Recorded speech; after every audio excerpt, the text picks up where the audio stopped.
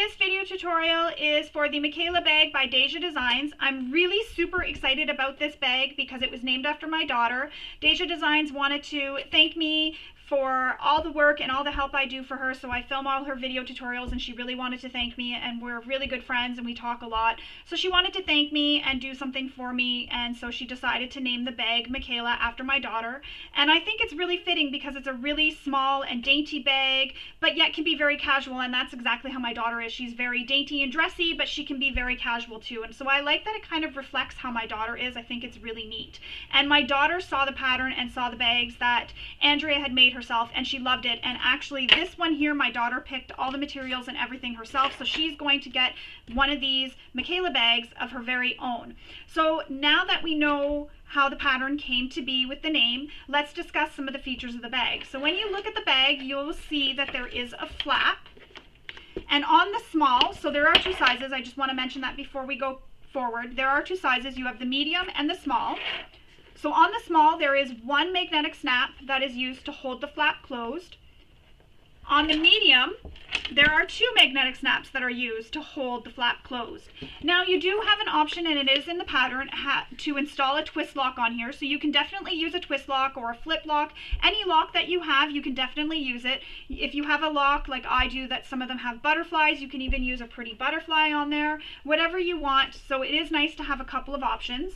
When you look inside the bag, you'll notice that they're still very roomy. You can fit your cell phone, wallet, keys, anything you need inside there. And they both have this zipper pocket on the one side. Now what I like about this bag is because there's only one zipper pocket on the one side, it leaves it very customizable that you can add more pockets if you want. So you can add a zipper pocket here, you can add a slip pocket, you could even add a little zipper pocket outside if you really wanted to. So it's just nice to have that little bit of extra options to really make this a little bit more customized to your likings. Also the flap, this is a great place to really customize your bag and make it a little bit more exciting. So you can do what I did and fussy cut some material. You can use a panel, some embroidery, heat transfer vinyl, reverse applique. You could really have fun with this and make this your own and add some wow factor to it. This bag here, the medium, was made out of complete quilting cotton, and this is made out of all vinyl except for the lining in here, which is made out of quilting cotton as well. So you do have many options for materials. The nice thing about this is DEJA Designs has designed this bag so it is extremely domestic friendly, so you can sew this on your domestic machine. All the interfacings are kept out of the seam allowance. She reduces all the bulk. So for example, the way the connectors are sewn, there is bulk is reduced here, so you're not sewing through a lot of bulk. Even in the sides, you're not sewing through a lot of bulk. It's really quite genius. I love how it was done. I've never seen that done before, so it was really great. Another thing you'll notice when I turn this around, this strap has a chain attached to it, something else I've never done, and I decided I really wanted to do it because I thought it would really give this bag a really dainty, dressy look to it. But I also like the look of just the regular shoulder strap without the chain strap. And I do walk you through how to attach this and how to attach the strap with the chain. And there is an option to have a removable chain too and still be able to use your strap like this or have one with a chain on it as well. And again, I mentioned that all in the video tutorial, so it's all there for you. So there are the two bags, again, the medium and the small, so you do have two choices on which one you want to make. So once you choose which side to make, it's time to get sewing. So let's get started. So the very first thing you'll want to do is read through the entire pattern. In the pattern, there is some information regarding interfacing, and the interfacing is really dependent on the materials you're using. So for example, I've chosen to do this tutorial out of all quilting cotton. So everything here is quilting cotton. The only thing that's not quilting cotton is my zipper overlay, and this has to be made out of a material that can be left raw. You cannot use quilting cotton for this because all the edges are not sealed. So you need to have a material that can be left raw. If you don't have material that can be left raw, what you can do is either omit the zipper pocket altogether or install the zipper pocket the way you would normally install a zipper pocket if you have another method. So that's the only piece that I had to make out of vinyl for this bag, but everything else is quilting cotton. So back to the interfacing. With quilting cotton, you can use foam, Decoville light, fleece, anything you want for your interfacing. And the nice thing about this pattern is that all the interfacing is cut smaller, so it's kept out of the seam allowance, which really helps make this domestic friendly, keeps all that bulk, you're not contending with all that in the seams. But the only time you will have bulk that you may have to worry about or be concerned about is when you're top stitching, because you're top stitching through all your exterior and your lining and all that interfacing. So you know your machine the best. Use materials and interfacings that you know your machine can handle, and as well make sure you're using a thread that you know your machine likes. If you're using a material like vinyl, cork, or faux leather, you can still use all those interfacings dependent on your machine, or you can omit those if you find that your material is a bit stiffer and it can hold up to the structure of the bag, or even if you wanted a slouchy bag, you could omit that altogether as well. It's really your choice. This is your bag. Make it how you want. So once you have chosen all your interfacings and you've chosen all your fabrics, what you'll want to do is cut everything out, and that includes cutting your pattern pieces out. And the paper pattern pieces, there is no cuts on the fold. They're all one piece, so you'll be taping them together to make one large piece, which is awesome because sometimes when you cut on the fold, sometimes my paper shifts a little bit and then it ends up that I'm off a bit or I have to recut. So I really like full pattern pieces myself. So once you have all the pattern pieces taped together, you can cut out your pattern pieces, you can do all your interfacing, and then what I like to go ahead and do is make marks on the pattern pieces where I need marks made. So for example, this is where my zipper pocket is going to go. I've made the mark for that. I've also marked the centers of my pattern pieces and the letter of the pattern piece that corresponds with the letter on the cutting chart. And I always leave my cutting chart out and up on my wall so I can refer to it really quickly if I need to. But I always mark that letter here, and then I can look at the cutting chart and be like, oh, okay, that's G, so that's the lining. So I know which one I'm getting to, or needing when I get to that step in the pattern. Another thing I like to do is cut my zipper to length and install my zipper pull. She does give instructions in the pattern when we get to the step of sewing the zipper pocket for how to install your zipper, but if you want to go ahead and do that before we start, that's a little bit of prep work that I like to get out of the way. The other thing I like to do is cut the opening for my zipper pocket overlay to get that done as well, so I don't have to stop to do that. So I've done that. And I also like to mark all the centers on any of the pattern pieces that need to be marked down the center. So I like to get that all done and out of the way. And I also like to press and fold while I'm attaching my interfacing to my strap. I also like to press and fold my strap too, because I just find that that gets that over and done with. I'm not stopping, coming back and doing that when I was just at the iron doing all my interfacing. Excuse me. So I like to do that now, and I will show you how I folded this when we get to that step in the pattern. And as you can see, I even have marks here on my gusset for where some pattern pieces will go. So once you have that all done and all cut out and we're all ready to go, we can get started on making our bag. One thing to note before we get started, you will need to have your pattern open on your phone or your tablet or your computer or even your printed pattern with you while we're sewing to refer to, because I don't show any pattern pieces on my tutorials or give any measurements, including seam allowances. I just say to refer to the pattern. So you will want to have that with you so that you have it to refer to. So when you're sewing along, you know what you need to do for a seam allowance or measurements or anything like that. And the reason for this is just for protection of the designer. I just feel it's respectful to do that for them so that I'm not giving away any of their pattern. So again, you'll want to have your pattern open close to you so that you can refer to it when you're sewing along with me. So first we're going to work on our straps, strips, and connectors. So you want to take these pieces, lay them so they are wrong sides up, and make the markings on them as per the instructions in the pattern, so down the centers. And once you have all those centers marked, you're then going to take some double-sided tape and you're going to place it on each side of the line. I'm using a smaller tape. If you have a wider tape, you can put it right down the center line. But I'm going to put mine on both sides of the line, just like that.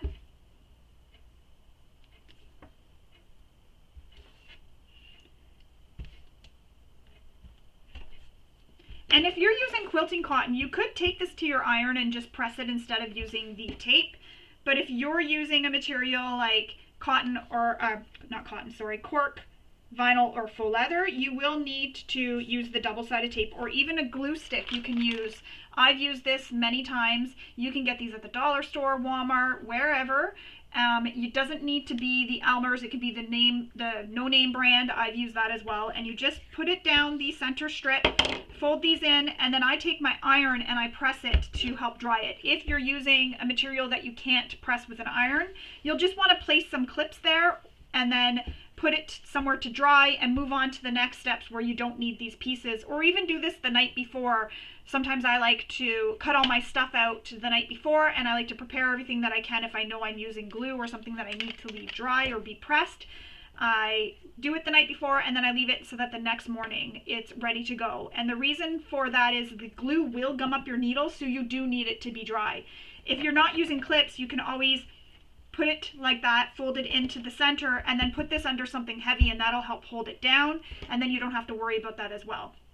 So that's just a little extra tip for you. So I'm going to keep putting these down the center. And I like using glue when I can also, because it is cheaper than the double-sided tape. So I like to use the glue wherever I can, just to help save on money. Double-sided tape, we use a lot of it in bag making, so I find because I use so much of it, anywhere that I can save and not use it, I really do try to. So once you have the double-sided tape down the center of all of these, what you're going to do is remove the paper backing. And you may be wondering what I was doing with my tape in the beginning, if you could see that what I was doing there. What I do is my tape, the end of it here, I fold it so that it's folded back against itself like that. And then I pull that piece up, and that creates a little tab right there. So it's folded onto itself, and I have this little piece that's not got any tape stuck to it at all. And then I can just use that when I place that down as the tab to pull this up. It just makes it easier to pull it up off your material. So now I'm going to press these into the center line.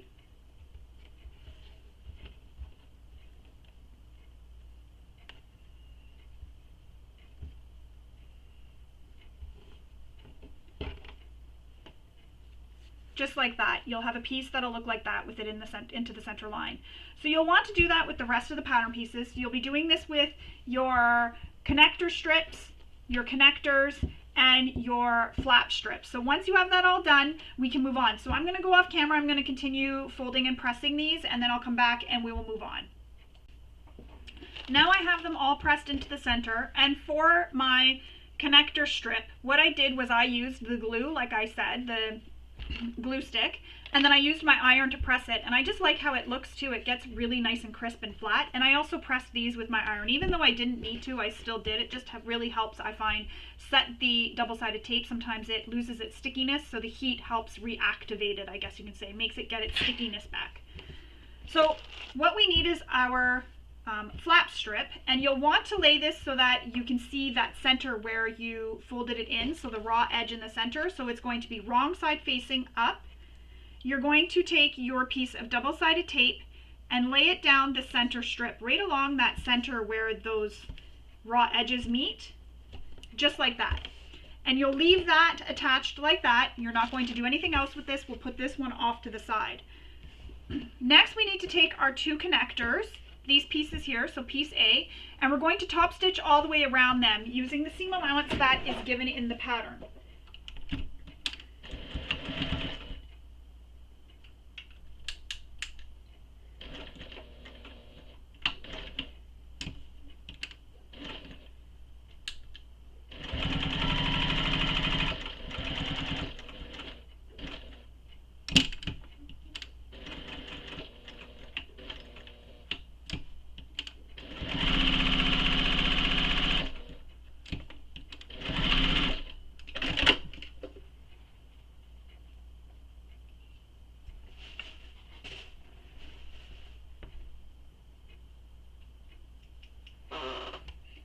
Trim all my threads just because I've had the threads come back after and poke through a seam where I didn't want it. So I always trim my threads right away so I don't forget, and also so that they don't poke through on me.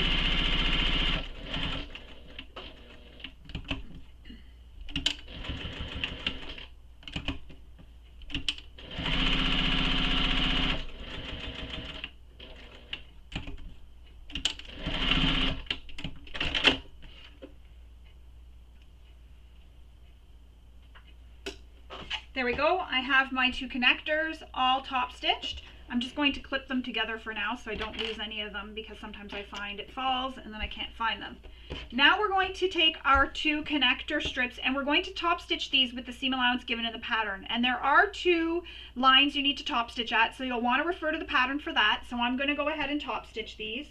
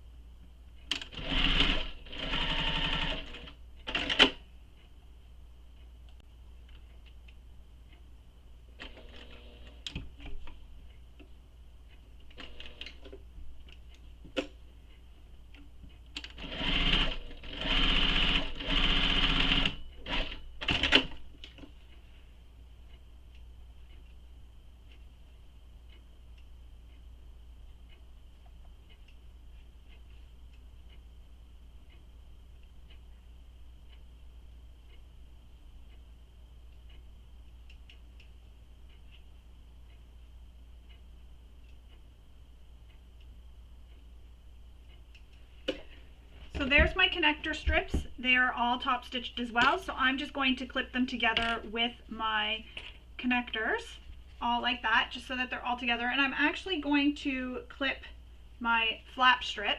So there is a note in the pattern that if your machine struggles with bulk, to cut this out of the seam allowance. So fold this piece back on your connector strip. Mine's glued, so I don't want to pull it apart. But fold this piece back and cut this seam allowance as close to the stitching to reduce the bulk, but be careful not to clip your stitching. So you'll want to do that. And I'm clipping these all together, but they don't need to be yet because we still need our connector strips. And there's a template piece that you cut from paper, and you'll want to lay that on top of this and then trace it out and cut these to the shape. So I'm going to go off camera and I'm going to do that, and then I'll come back and we will continue on. So there we go. I've cut them out, and as you can see, they're just shaped just a little bit. So I've cut those out, so I'm going to put that with my connectors and my flap strip. And again, I just like to keep these clipped all together so that I don't lose any while I'm moving things around. Now we're going to work on our shoulder strap, and as I mentioned previously, mine is folded, but I'll show you how I did that. So this is how your piece will look. You will fold it in half so that the long edges meet, just like that. Press it, or if you're using a material that you can't press, you'll just draw a line down the center, and that gives you that center mark. Then you'll continue with these steps that I'm showing here. So you'll have it where it's pressed, or you'll have a line. You'll then take the 2 long raw edges and fold them in to meet that center line. So just like that. And you don't want to press it right in so that they touch. You want to leave a little bit of a gap, like a 1/16 of an inch away from each other. And that just helps keep the bulk out of the seam here on the side. So again, fold it into the center mark or into the center crease. Once you have it folded, you'll then fold it again, just like that. And then all your raw edges are hidden. And these edges, they don't need to be hidden because we are using some strap end hardware on it. So this hardware here, these little strap ends, metal strap ends, yours may look a little bit differently. However, if you are not using strap end hardware, I have a tutorial, which I'll post the link below in the description, for how to make your end of your strap here so that you have no raw edges. And that's if you don't have the hardware, because some people don't have this hardware and I don't want you to feel like you can't make this bag. So this is another option for finishing off this edge of the strap so there is no raw edges there if you're using something like a quilting cotton. If you're using vinyl, cork, or faux leather, it doesn't really matter if this edge is raw. You don't need to worry about it. It's only if you're using quilting cotton. However, you can use my tutorial or my tip that I'm going to link below for finishing the edge no matter what material you're using. I've tried it with vinyl, I've tried it with cork, I've tried it with faux leather. It works with all, including quilting cotton as well. So once you have that done like this and it's all folded, we are now going to top stitch it. So I'm going to put a few clips just to help hold it, because sometimes I find it shifts on me a little bit. So I like having clips. Sometimes I'm a rebel and I don't use the clips, but that's okay. So I have some clips here, and now we're going to top stitch this all the way around using the seam allowance given in the pattern. And if you want to avoid twisting of your strap when you're sewing, what you'll do is sew down one edge, come across the short edge, back stitch, break your stitches, and come back up and start back up at the edge you started at when you top stitched. So you'll go across the short edge here, back stitch, come all the way down this side, get back to this bottom edge and back stitch as well. So that way there, that avoids the twisting in the strap, because sometimes when you're stitching, especially with a material like vinyl or corks, they do tend to twist a little bit. However, with cotton, what I do, if it has twisted, I just take my iron and I press it, and that gets rid of the twisting and it makes it all nice and flat again. So that's what I do with cotton if I find it does twist. I don't get that too often, but that's just a little trick that you can use. So I'm going to stitch my strap.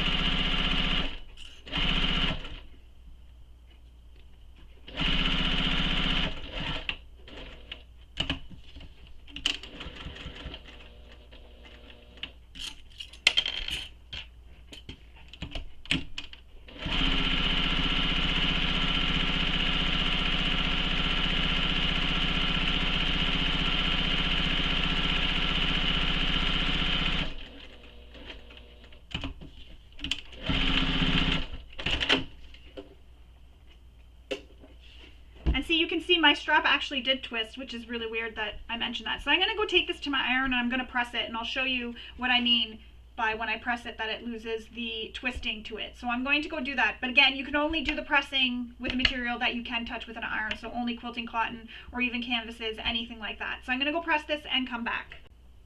So now you can see my strap is nice and flat. There's no more twisting. Now we're going to install our strap and hardware and our swivel clips as well. So you'll need your strap end hardware and your swivel clips for this. And I like to use some glue. So I'm going to grab my glue and my screwdriver. And depending on your hardware, you may not be able to fit it through your swivel hook. So what you'll want to do is slide your swivel hooks on first. I guess I could have went from both the same side rather than doing it from one end. So I like to put a little bit of glue into the hardware, and that's just to hold it so that if the screws ever do come off or loose, I don't have to worry about it falling off. The glue will help hold it in place.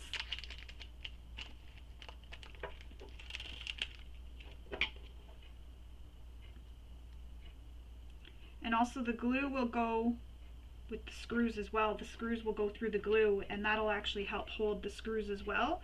Just kind of an extra bit of security. So just screw your little screws in.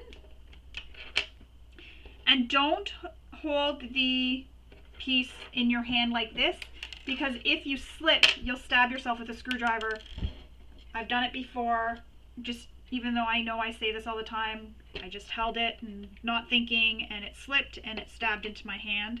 Luckily, it didn't leave too bad of a mark, but it did hurt, and I did have a bit of bleeding. So now I do this all the time, and I suggest this every time I use a screwdriver in my videos, because I don't want to see anybody else get hurt. Learn from my mistakes.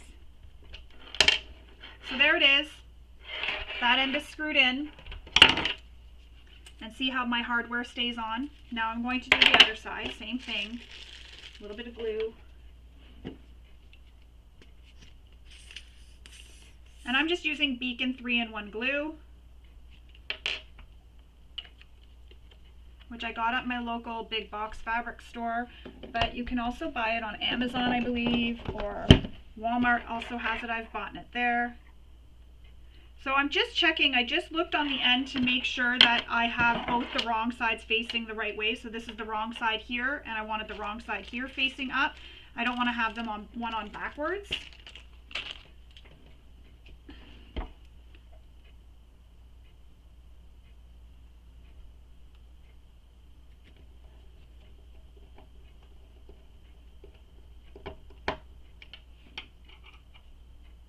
Such little screws. I'm glad they're magnetic. Especially when you drop one, you can just take your screwdriver and run it across the floor and you can find it and pick it up. Or if you have a magnet, you can do that with as well.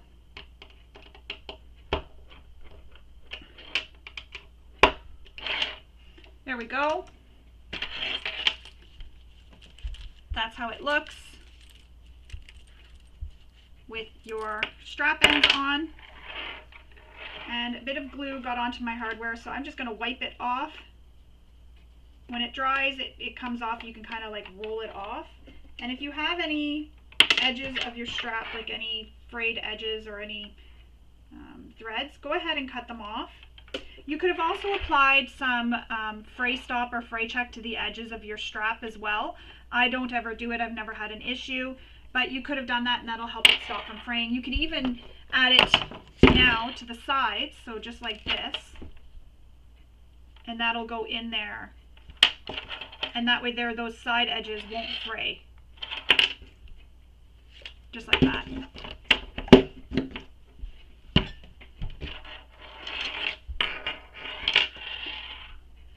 Now we need to take our straps and we need to make some measurements, and if you're not using hardware, it'll be from the edge, top edge of the strap, so right from this short edge down. If you're using hardware, it'll be from the edge of the hardware down. So you'll need to make some marks to install your rivets.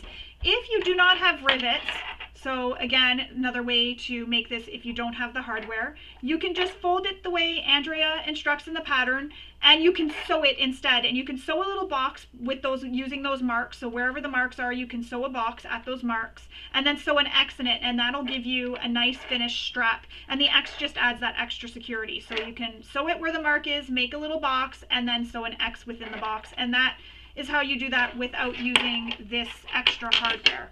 You can also use Chicago screws instead of rivets as well. So I'm going to go make those marks, punch the holes, and install my rivets, and I'll come back and I will show you how my strap looks when it's done.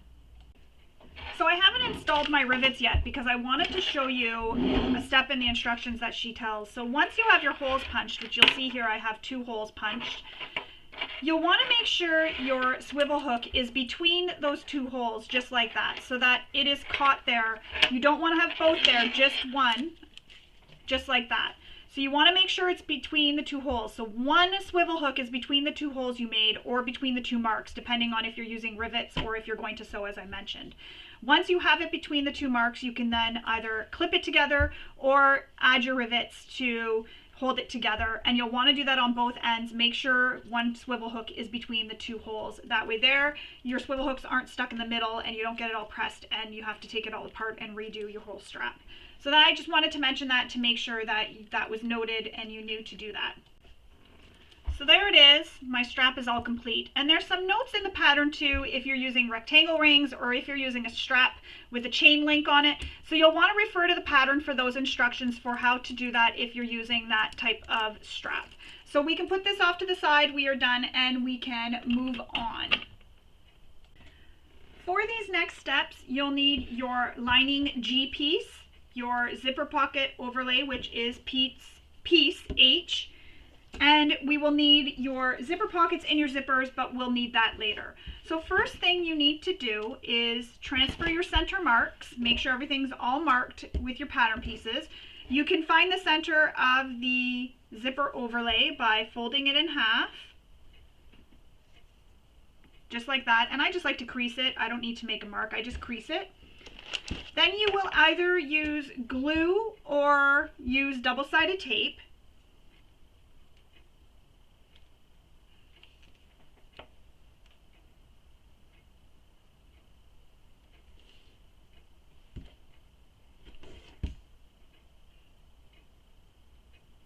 And if you're using glue, you'll want to put something heavy on top of your pattern piece and let it dry,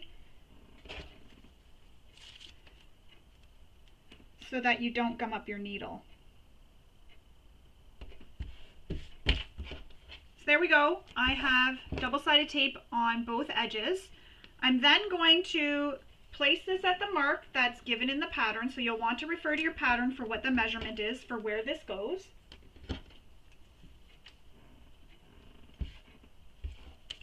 And I can see where my center is because I have folded my lining in half, but I'm just going to press it again just so that I can really see it, just like that. And again, I'm going to fold this in half, and I'm going to line up the top edge of my zipper pocket overlay with that line, and I'm going to line up the centers as well.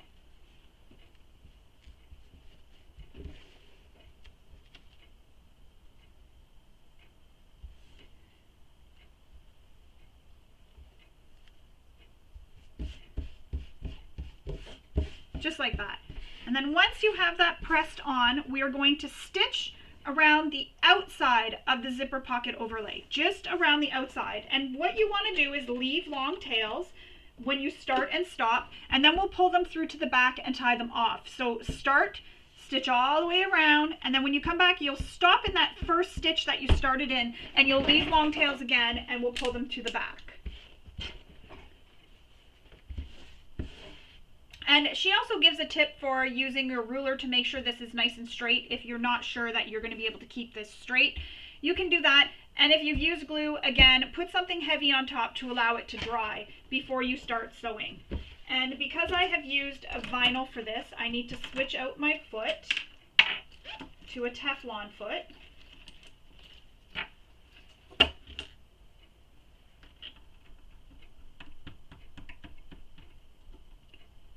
A little tip, if you don't have a Teflon foot or a walking foot to be able to do this, a little piece of masking tape or painter's tape on the bottom of your foot here.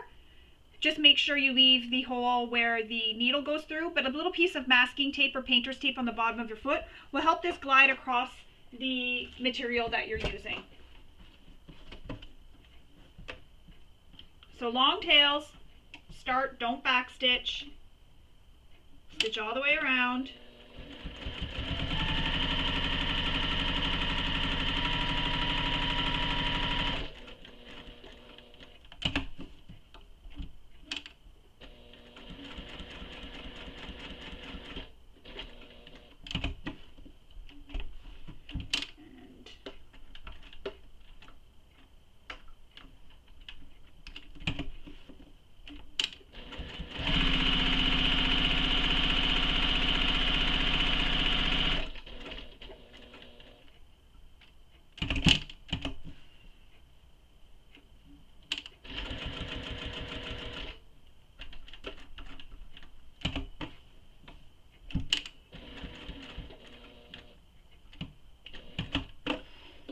So there's my long tails that I'm leaving. And now to pull the long tails through, grab your seam ripper. You're not ripping anything. You're just taking your seam ripper, pull one of these threads up and towards you, and that creates this little loop here. And I just insert my seam ripper into the loop and I pull it up. So again, pull the back thread. It causes a loop from the front thread to pull through to the back.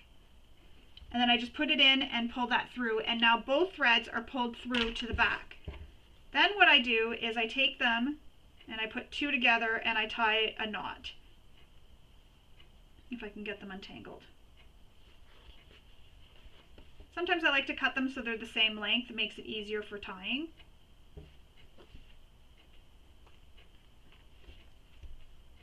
And then you can add a bit of glue behind this if you want, or you can even leave them long, it doesn't matter. I'm just going to cut them short and leave it. I've never had an issue with them coming untied when I've done this. So I just cut threads just like that. So now you have no back stitching on your overlay. You're good to go with the next step. So now we have to cut through the middle of this zipper overlay. Careful not to cut your zipper overlay. So I'm cutting through the middle here where the zipper opening is, and then I'm going to grab my duckbill scissors, and I'm going to flip to the wrong side, and I'm going to cut this out of the way. And it doesn't have to be pretty or perfect. Nobody's going to see this in the end. And just trim that all away.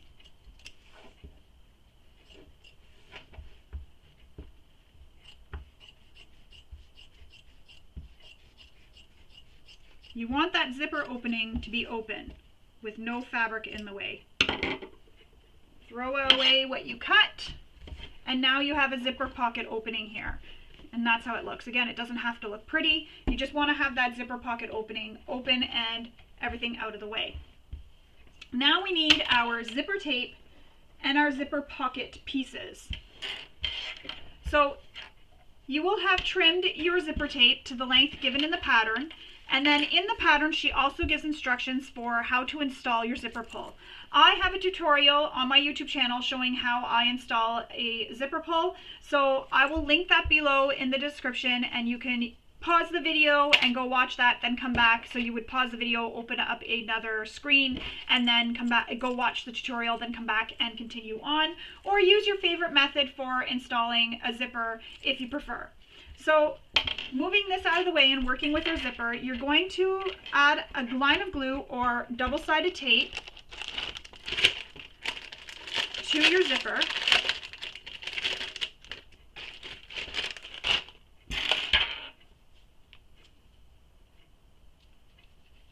So on both long edges of the zipper.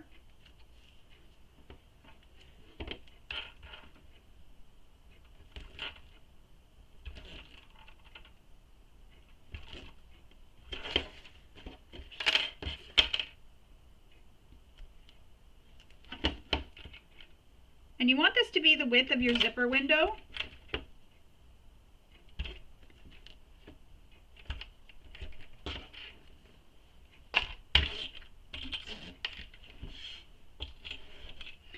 Now we're going to take the backing of the tape off. And you may have used glue here. Again, always allow the glue to dry before you use it. Or sew it, I mean.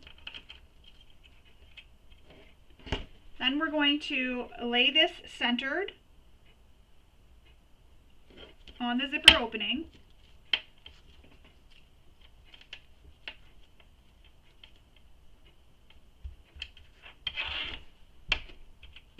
And you don't need to rush, take your time to get it nicely centered.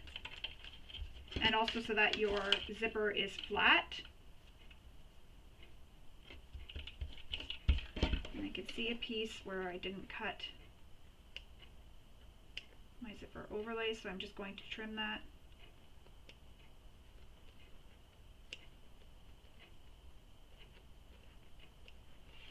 There we go. So once you're happy with how your zipper looks in your zipper opening, we then need to take our lining, flip it so it is wrong side up. Then we're going to add one of the zipper pocket lining pieces. We're going to place a piece of tape. I'm just using this. You can use masking tape. Actually, you know what? I will. I'll use painter's tape for this to save on my double-sided tape. We're going to, so the lining is wrong sides up, so I'm looking at the back side of the zipper. We're going to take one of our zipper pockets and we're going to place it so it is pretty sides touching against the wrong side of the zipper. And this is going to line up with the bottom of the zipper. So the long edge of the zipper pocket is going to line up with the long edge of the zipper. So zipper pocket long edge lines up with the bottom long edge of the zipper.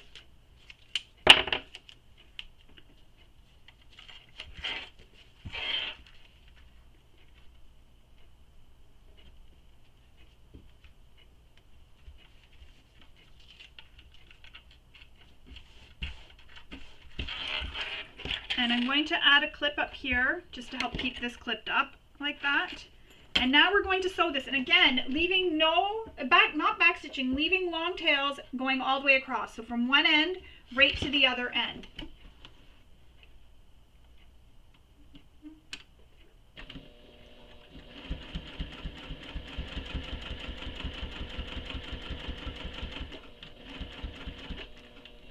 And I'm at my zipper, so I'm just going to slide it out of the way.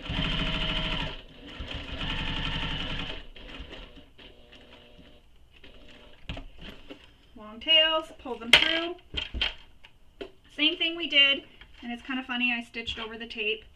Same thing we did previously, pull that tail on the back to pull the thread up, and then you get a little loop that you can stick your end of your seam ripper in and pull them through. We can tie these off.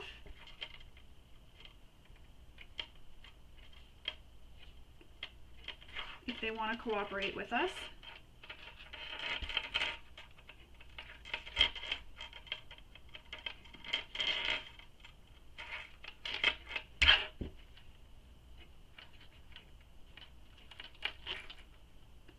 Then you can remove your masking tape or painter's tape. Sometimes when I remove it, it pulls off my interfacing. So sometimes if I notice that's happening, I just leave it. Which it didn't this time. It is right on that edge.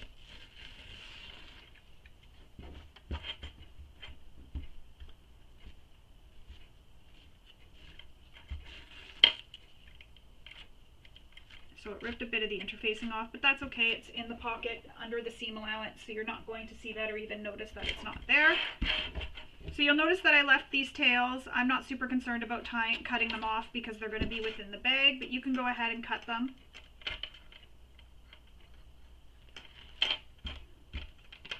Now we need to take this, flip it down, and press this seam down.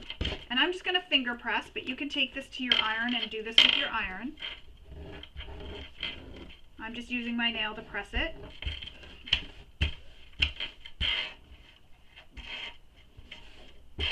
I'm going to add a few pins here just to help hold this down. I don't want it shifting up on me while I'm sewing the next piece. So just like that. Then you will take your remaining lining zipper pocket piece and you will do the same thing that you did with the first piece, but this time you're lining up the top raw edge of the zipper pocket, the long edge, with the top edge of the zipper that has nothing sewn to it up here. And you're laying them so your zipper pocket pieces will be right sides together.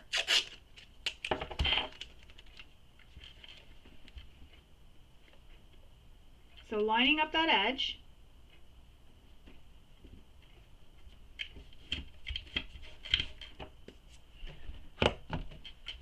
And then we will sew it. So you're going to sew up the side, across the long edge, and then back down the other side. No back stitching. And I should add a little bit more tape just to make sure this doesn't shift.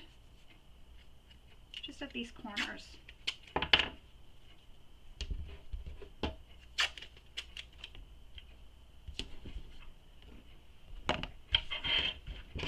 So leaving long tails, start on one side,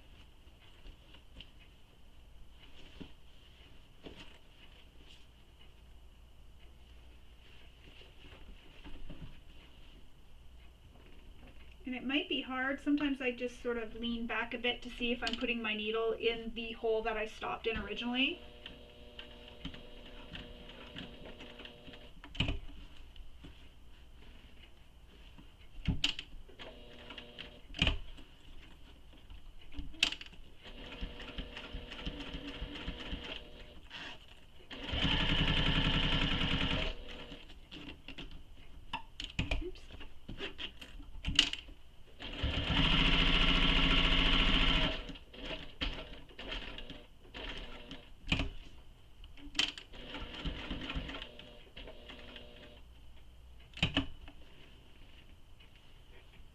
It's hard to see. Yeah, I'm good. So again, long tails. And then you're going to pull those threads, same way we did, pull them through to the back. Oops. Grab my awl. So pull the thread on the back, that creates a loop. And if it doesn't, you can actually reach your seam ripper or awl in between the stitches and pull it up.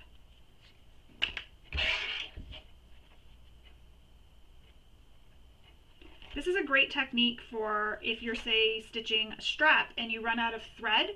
This is a great technique for that. You can stop, leave long tails, or back, unpick a few stitches, go back a few, tie off the tails on the back, and then start stitching again, leaving long tails, and tie them off again. And you can actually take the threads and thread them through the seam so that you don't have any long tails or knots. It kind of buries the knots within the seam allowance, or within the seams or between the layers of the material. Yeah, that just ripped all my interfacing. I should have left that.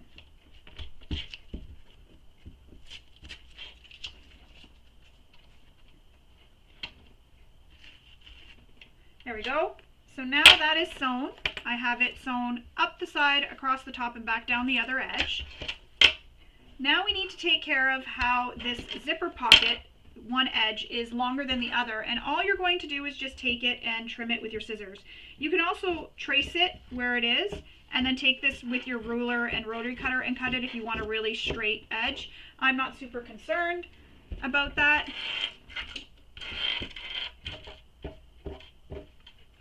So now we're going to sew the sides of our pockets and the bottom.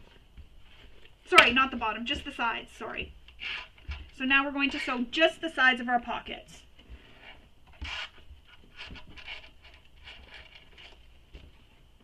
And I am going to cut these threads because they're kind of getting in my way. I didn't think they would, but they are. There we go. So I'm going to clip the sides of my pockets together. And I'm going to sew them using the seam allowance given in the pattern. And you're not clipping the exterior or the lining piece to it, just the lining, just the zipper linings. That's it, the zipper pockets.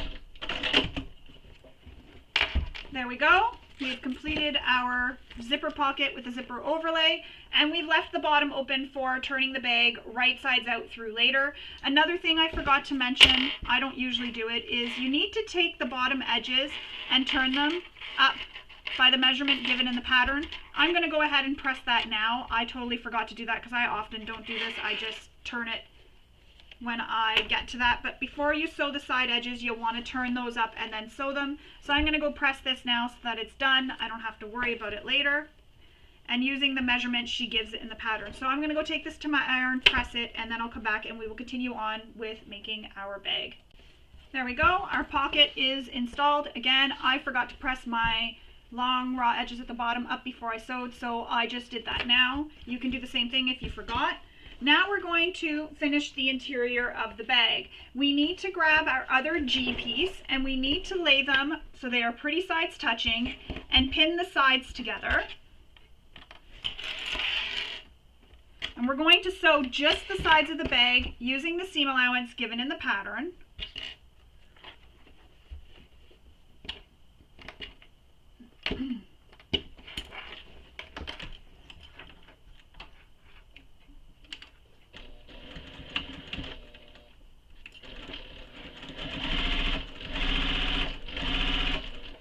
Make sure your zipper pocket didn't shift and end up underneath where you're sewing.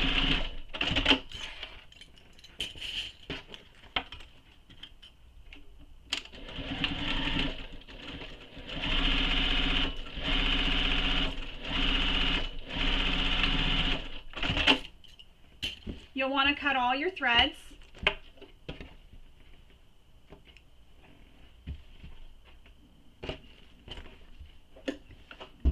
And then we're going to trim the seam allowance, and you'll want to stop trimming at the bottom. You'll want to leave it. So just the top and bottom are going to stay untrimmed. And there's a measurement she gives in the pattern for how far that is going to stay untrimmed.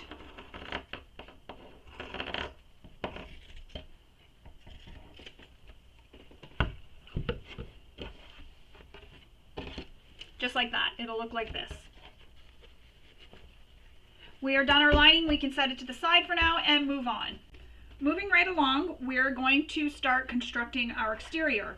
First thing we need is our exterior gusset, and there are some marks in the pattern and on the pattern pieces that you'll need to make and transfer onto your fabric pattern piece or material pattern piece. So you'll want to go ahead and do that. That is all in the pattern and on the pattern pieces. Once you have them all marked, you will take your two connectors first. So those are piece A, and place it on the gusset right side down. And you're placing it on the gusset centered and on that first line here. There's a mark where you've made it, so you have your connector marks and your connector strip marks. So the top, not the connector strip mark, but the top connector mark. And you're going to place that so it is centered. And you're lining up the raw edge of your connector with the line. So what you're going to do is you're going to sew this, and you're going to sew a square, but don't go up to this connector strip line. You want to go below it. So make sure you don't go up to there. You'll stop backstitch at start and stop. And you want this to be centered, and I've marked my center marks as well, so I can see where the center is.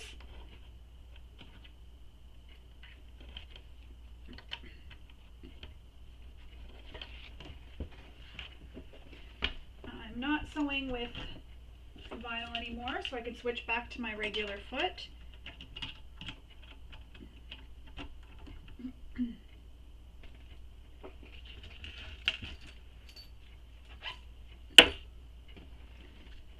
So again, it is wrong sides up, so the right side of the connector is against the right side of your gusset. And if you're worried about it shifting, you can use a pin to help hold it in place.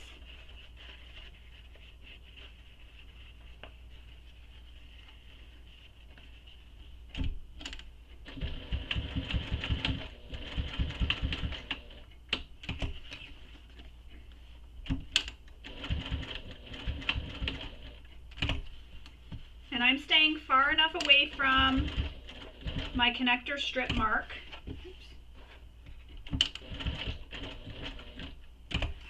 And I'm going to stitch back over what I just stitched just for some extra security.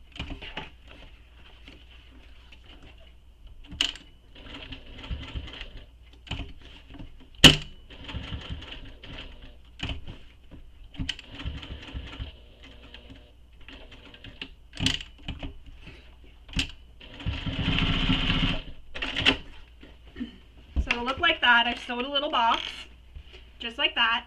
Now we're going to take our D-ring,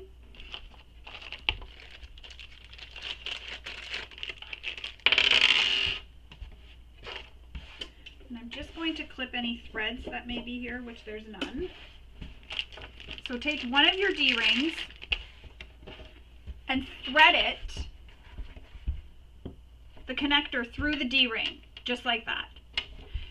You can use O-rings here, you can even use your rectangle rings, whatever you're using, you'll thread it through. Just pulling some of these threads. Then you're going to take this connector and bring it down to that second line, so not the connector strip, the second line for the connector, and you're going to bring it down there. And if you are worried about holding it in place and you're not sure that you'll be able to hold it with your hand, you can use a pin like I was just about to do, but I'm going to hold it. Or you can even apply a little piece of double-sided tape there to help hold that in place. Take this to your machine and do the same thing to sew this. So you'll sew a little box.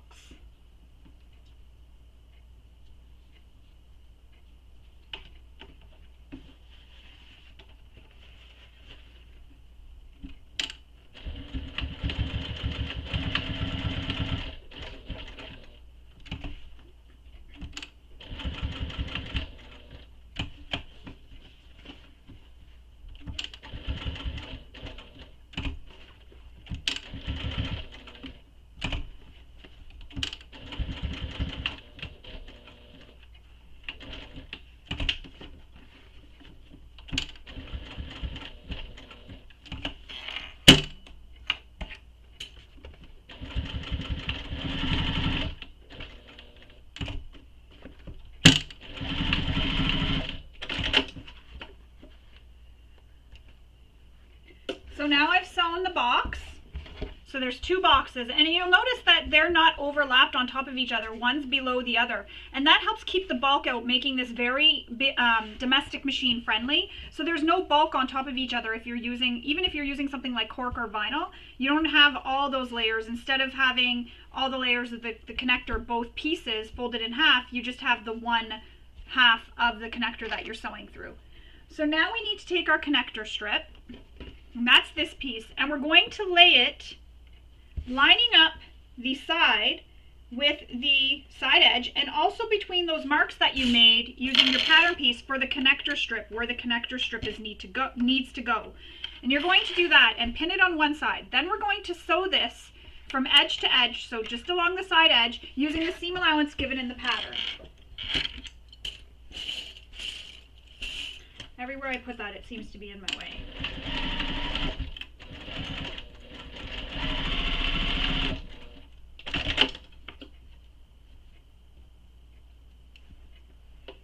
Now you'll repeat that for the second side. Again, lining up the side edge with the side edge of the gusset, and you're going between those lines that you drew. And after, I'm going to take some water, and I'm just going to erase these marks that I made with my chalk, because it is staying on. So I'll erase those later so you won't see them in the finished bag.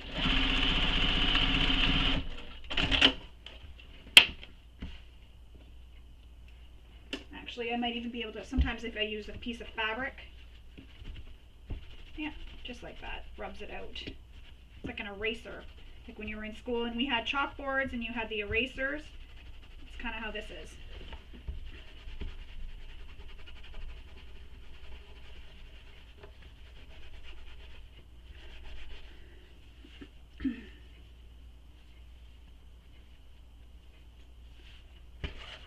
So that's how it looks right now. Your D-ring is loose. We will take care of that later. Just push the D-ring down inside, and that's how it looks when it's not. And that's just pushed down. Now we're going to repeat that for the other side of the connector and connector strip. So again, place this connector at the first line for where you're placing the connector and centered. Sew it with a box.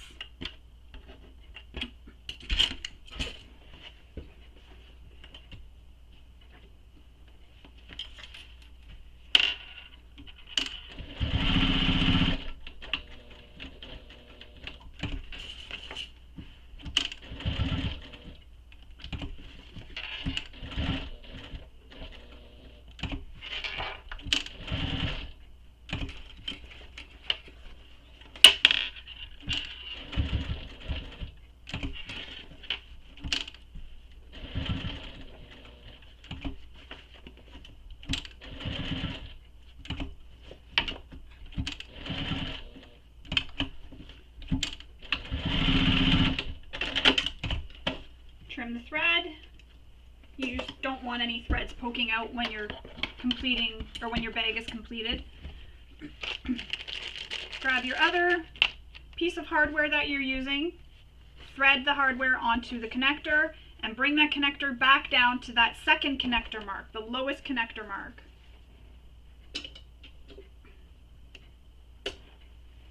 And then we're going to sew that as well, the same way we sewed the other side.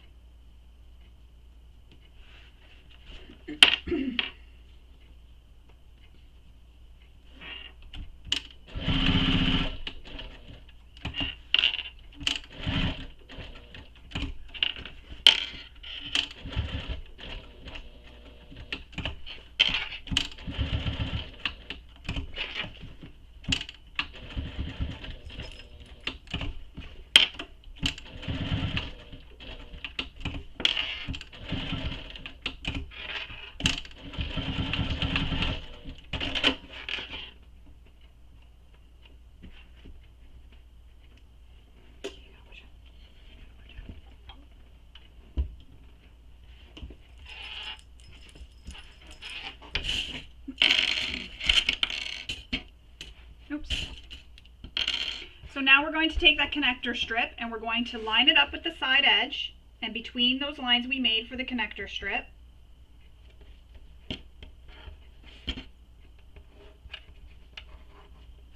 So that, with the seam allowance given in the pattern,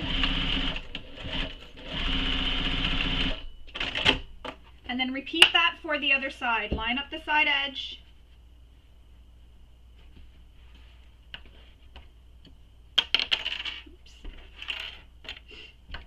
and this is how we're covering up the raw edge of that connector that we attached. You're using this to cover it up.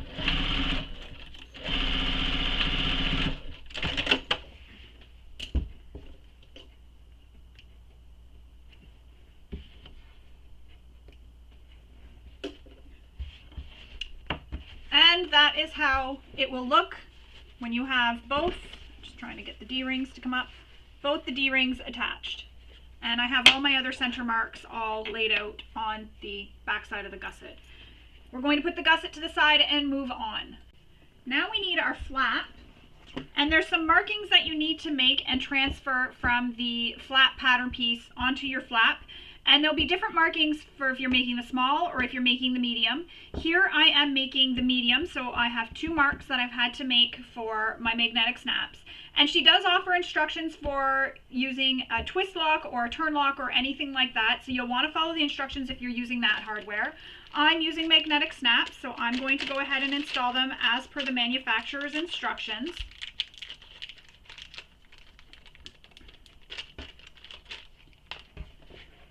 And I need this flap piece, the one with my Thermolam attached, or my fleece attached.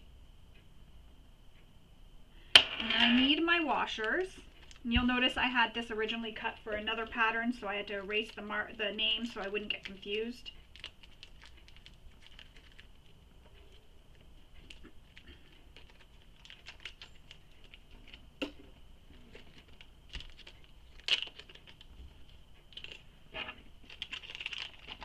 So I'm going to use those marks to make my marks on my pattern for where I need to cut the slits, or not on my pattern, on my piece. Oh, my pencil broke.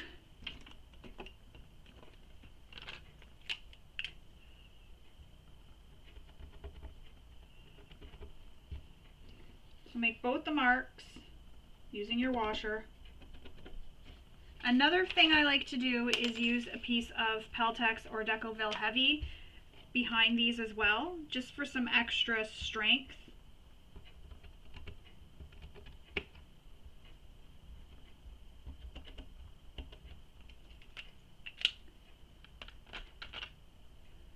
We'll cut the slits.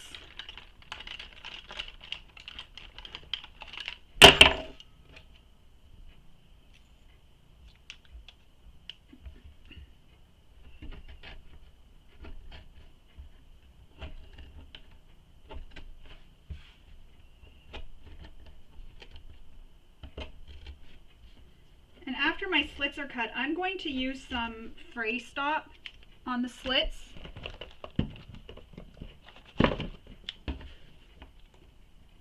She doesn't like this smell, so usually leaves. So I just put that on the slits. I can't see what I'm doing.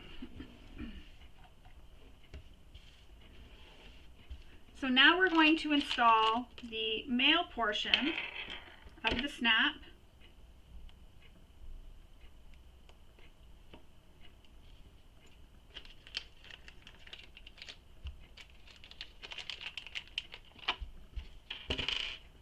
Push the snap through where the slits are. Then I use the piece of Decoville, or not Decoville, Peltex. Then my washer. Then I fold them in to meet each other. You can fold them out if you prefer.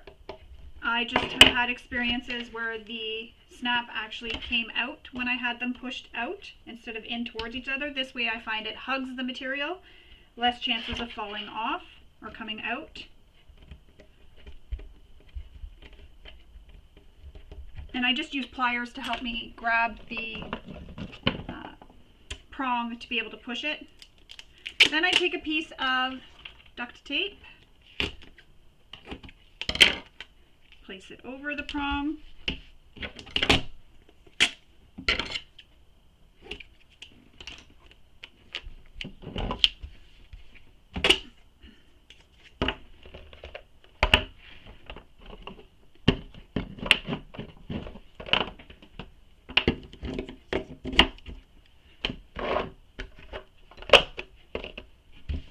Just like that. Now we have our male pieces of our magnetic snaps attached. And again, if you're using a twist lock, she does have instructions for how to install the hardware for adding a twist lock. Now we need to take the other flat piece, and you're going to lay these so that they are pretty sides touching. So your magnetic snap or the piece of the twist lock will be sandwiched between the two flat pieces.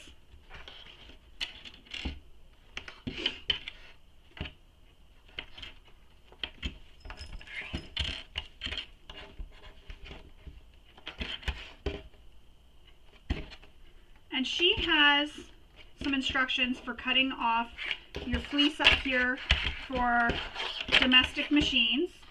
So you'll want to refer to that in the pattern. There's also instructions for adding a logo if you want to add your logo. So once we have that all clipped, we're going to sew down the sides, around the bottom, that curved edge, and back up. And you're not going to sew this top straight edge here.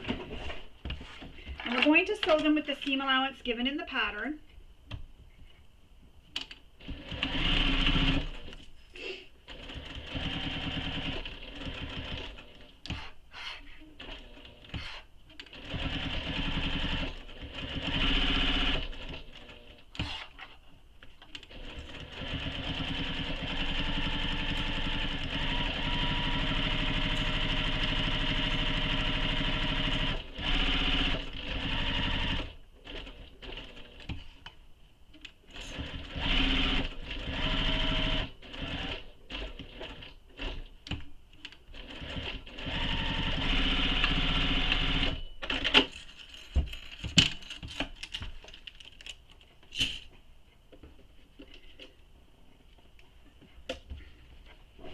Now we're going to trim our fleece from the seam allowance. So mine is fused, but I can pull it apart.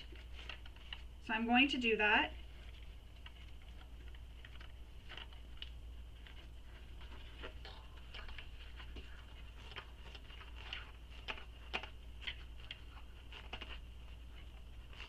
Just be careful when you're doing that you don't accidentally rip your material. And then we're going to trim this as close to the seam as we can without cutting our fabric. And that's where I use duckbill scissors.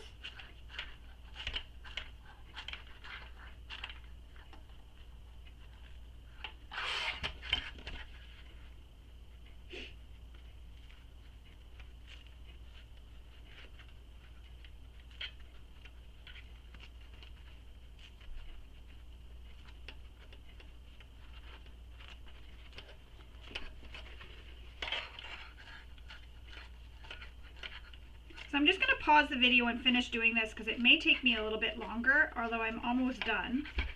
So just I keep getting stuck at certain parts where it doesn't want to come off. Like right there, it didn't. Actually, I'm almost done. We don't need to stop the video. I should have did that before. So there we go. I have it all pulled away.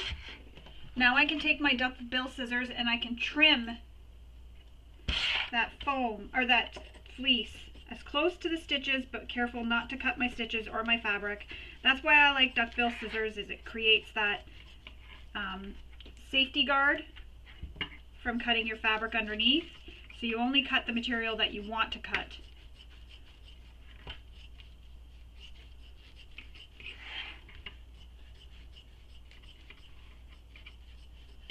Just like that. Oops. So I didn't cut very well here.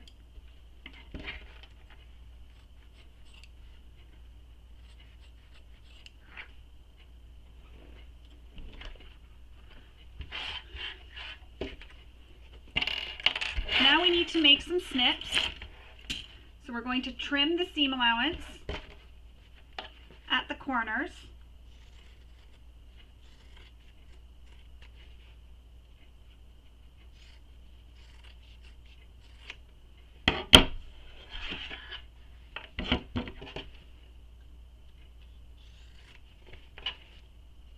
And then I'm going to use pinking shears for this, but you want to make wide V notches all along the bottom. I'm using my pinking shears instead. Makes this step a little bit faster. You'll have it all trimmed, so it'll look like this. And you'll have all these jagged edges on the bottom. Now we're going to turn this right sides out.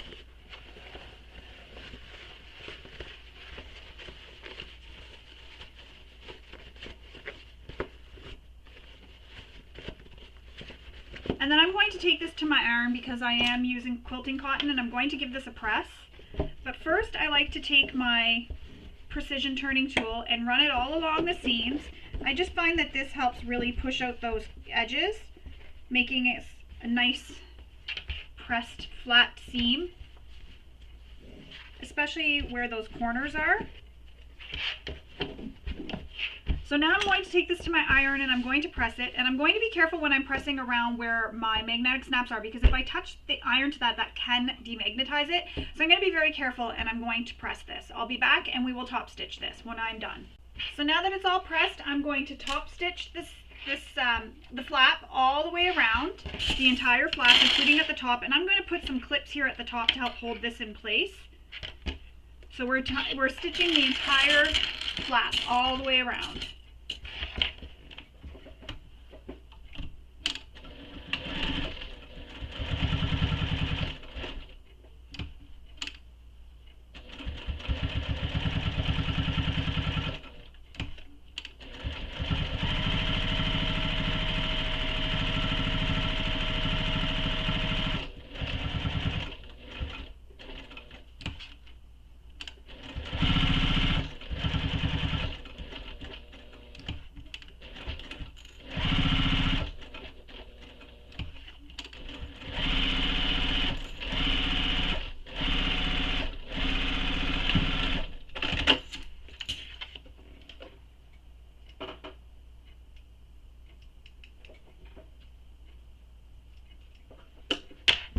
There's our flap. It is now complete. Now we need to take our main exterior, one of them, and we need to transfer the flap placement line and the flap strip line. So you'll want to find those on your pattern piece, and you'll want to make the marks for where that is. Once you have the marks made, we will then sew our flap to the main exterior, lining up the top straight edge of the tape. So she used tape, but this is the top straight edge here, with the mark on the exterior main. And you'll also want to make sure these are centered. So I'm just going to fold this in half. And I had already went and made my marks, so you'll want to refer to the pattern for the marks and use your pattern piece for how you're marking these.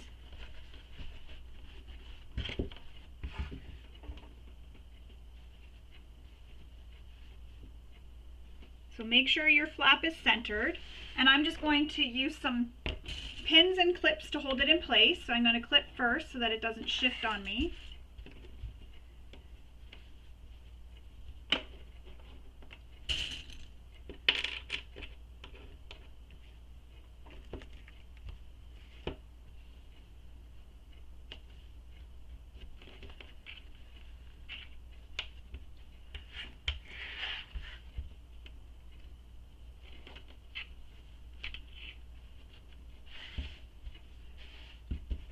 And then we will stitch all the way across. So make sure your flap is centered and it's on that line before you stitch. You want it to be nice and perfect. So you're going to stitch all the way across using the seam allowances, and there is 2 that are given in the pattern. And I just wanted to note, when you're placing your flap, you're placing it so that it is the lining side, so the side with your magnetic snaps or your turn lock is against the right side of your exterior.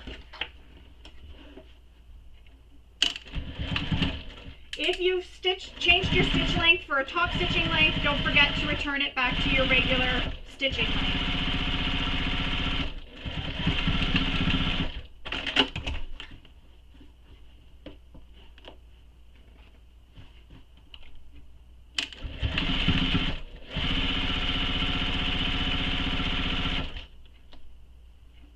Oh, my pin head came off my pin.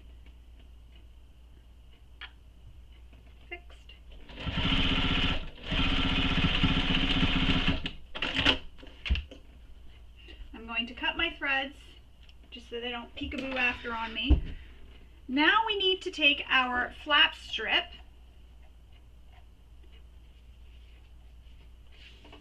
and we need to place it at the flap strip placement mark on your pattern piece. So you'll remove the backing of the double-sided tape. Ooh, stuck to my machine, and you'll place it so that the bottom of the strip, so here's that line, the bottom of the strip lines up with that line. And this is how you're covering that raw edge of your flap.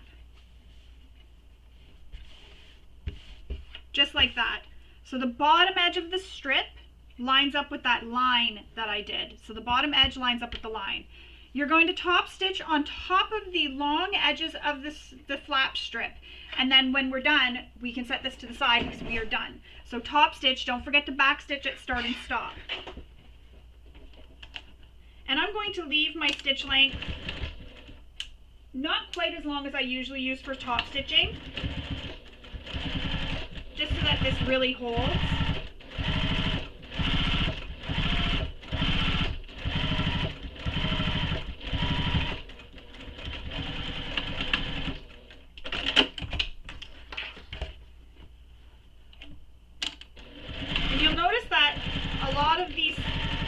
We're doing is help eliminating the bulk for when you're top stitching, which is really nice, again, making this a very domestic friendly pattern.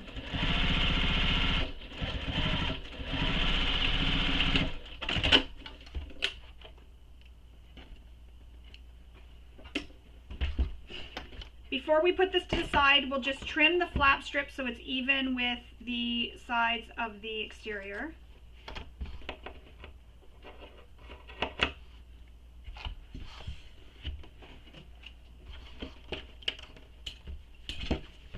And that is how it looks with your little flap strip. So now I'm going to put this to the side.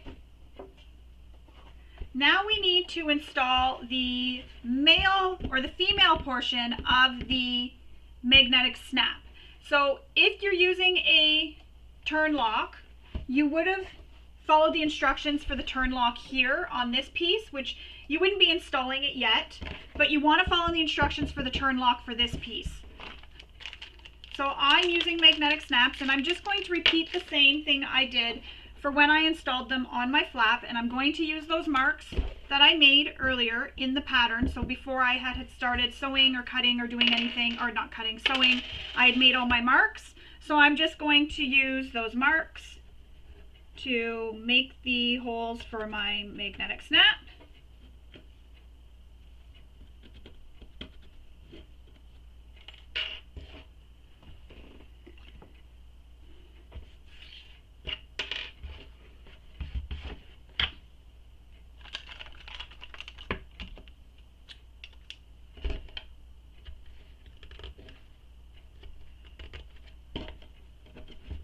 And if you've accidentally installed your female ones on the flap, I don't find that it really makes a huge difference having male or female.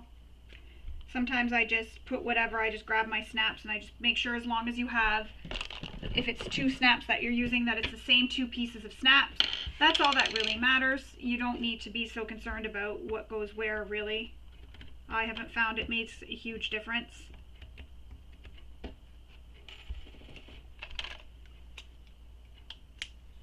So I'm also cutting slits into my Peltex. And these are just cutoffs that I've kept. So anything that I cut off, I just keep them all so that I can use them for the backings of hardware. I really don't throw out anything. unless it's smaller than 1 inch by 1 inch. And even those I'll keep, because you can use those for rivets.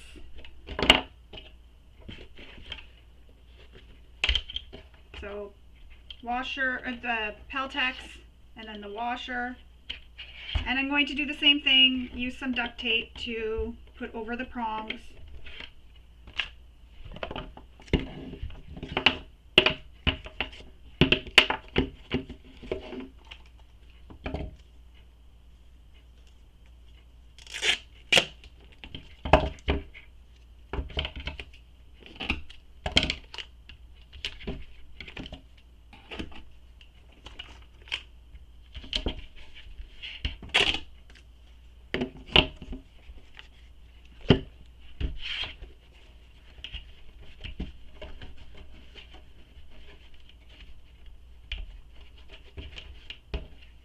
There we go, that's how that looks. And this is on your front part now, because when the flap comes over, it's going to be closing on the front.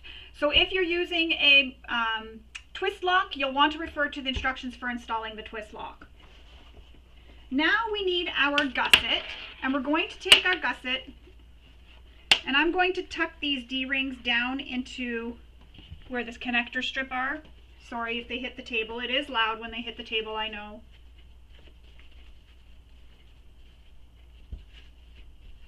I'm just going to add a clip so that it stays down. I don't want it to be clipped too tight so that it pulls my fabric too much. There we go. Now you need to take those center marks and you need to line them up with your gusset. And my interfacing is coming up a little bit, so I'm just going to go press it and I'll come right back. Alright, so I've pressed it so it's pressed back together again. Now what we need to do is take one of the exterior mains and your gusset, line up those center marks, and clip it, and then clip along the straight edge.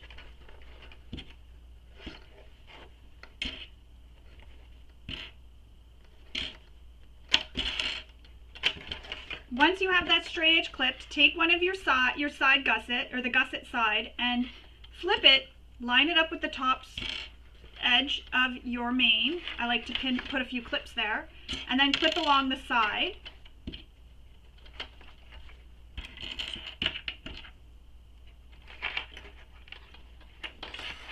Repeat that on the other edge.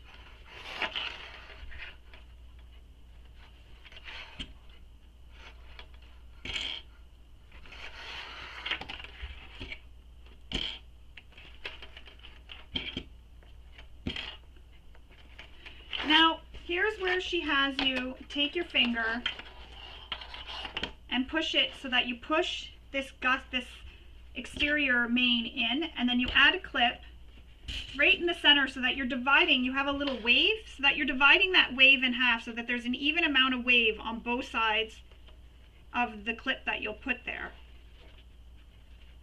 And I'm just, you just sort of move it around to get an even amount on both sides, and then add a clip. And this is a really different technique. I haven't seen this done before like this. And then you'll add your clips. Continue adding them.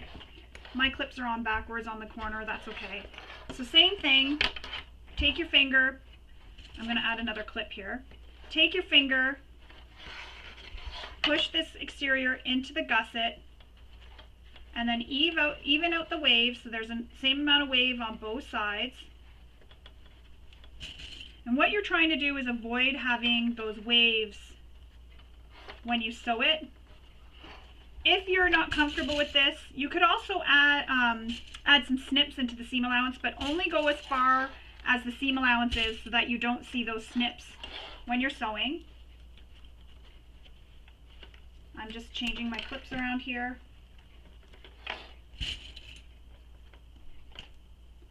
I had them facing the wrong way. And I use a lot of clips around the curves just to help make sure everything stays in place. And it'll look like that. And then you won't have those puckers because you've pushed this so that it is even and you've smoothed out the waviness. And again, you can make clips or snips into the seam allowance if you prefer. So now we're going to stitch this with the seam allowance given in the pattern, and make sure you're checking as you're going so that you don't have any puckers or anything and nothing is stuck underneath or anywhere.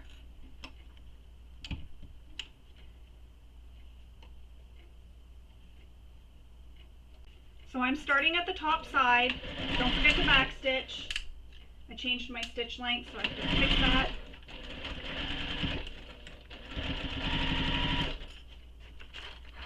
When you get to the curve, just take your time.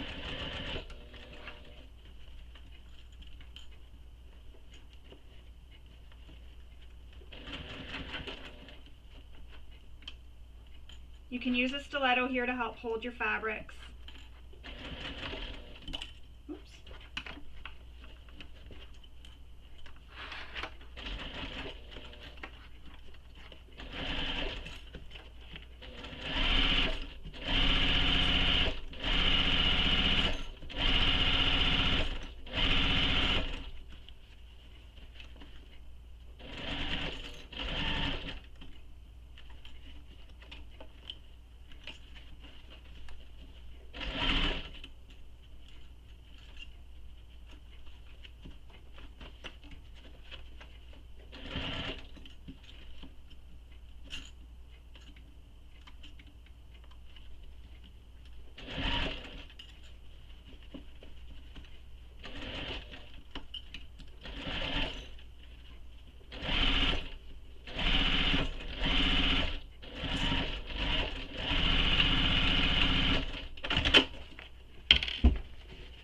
You can check to make sure there's no puckers if you want, and if there is any puckers, it's a really easy fix. I'm just going to remove those clips. A really easy fix. You'll just unpick the stitches where the pucker is, smooth it out, then restitch. And what you'll do when you restitch is, starting away from where you picked, backstitch directly on top of your previous stitches. That helps lock in where you've unpicked so you don't have to worry about them coming undone, and go all the way back around and then stop again, backstitch over top of those previous stitches. And mine looks good, so I'm quite happy with that. So now I'm just trying to see where we are. You're going to turn this so it is right sides out. I just want to make sure I don't jump ahead to any steps that you don't have. And because you have this waviness, or not have any steps that are further ahead and I confuse you, you have this waviness, back to what we were doing. You have this waviness. We're going to trim those out of the seam. And this is going to be a little bit tricky because you've got to clip the corners where those waves are. And it's a little bit tricky, but it's doable.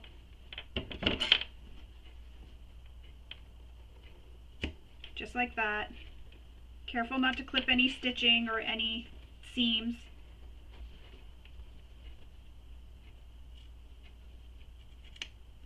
Or your fingers. That did not land in my garbage. So there's one side, so you can see I snipped it. So now I'm going to snip this side. And I'm just trying to grab it with my fingers.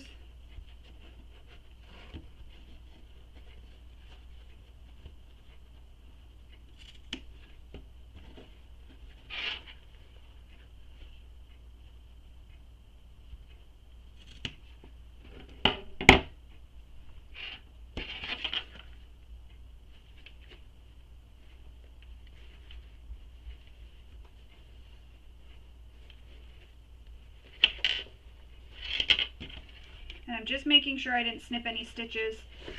That's the way you did that. But see how that helps that lay nice and flat in there now? Now we don't have that waviness in the seams. And you want to make sure when you're cutting it that you're cutting through both the layers because you don't want to leave any, so you want to get rid of that. Now we're going to turn this back so it's wrong side out again, and we're going to repeat that same process that we did for, oh, I removed a clip here. That same process that we did for the first side of the main panel. So now we have our flap panel. That's what I'm calling this right now, the panel with the flap. Line up the center marks, pin the straight edges, or the straight bottom edge.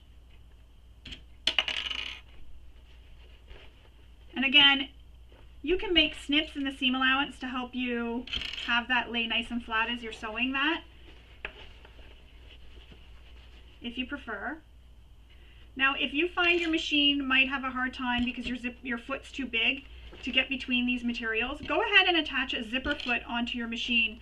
A zipper foot will help you get into those tight corners or those tight spaces.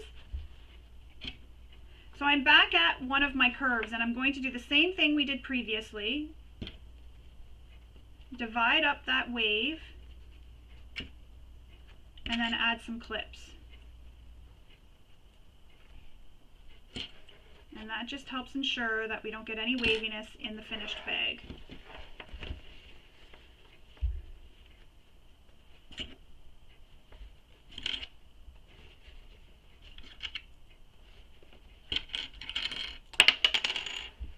Another tip, if your machine is struggling to sew through some of this, if there's some bulk where the flap strip is and such, try a bigger needle. That may help get through the bulk. And I've clipped that other corner using the same method Andrea gave to push the corner in and smooth out that wave. Just like that. So now I'm going to sew this again with the seam allowance given in the pattern. And I'm just pushing my flap out of the way, just like that.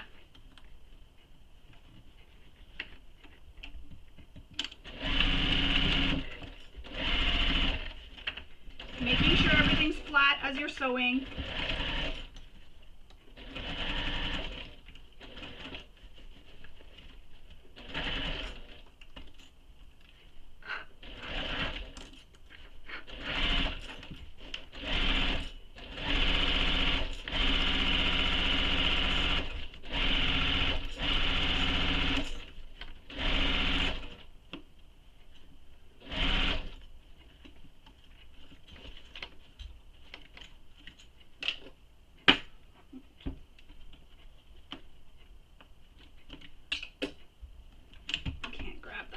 Material.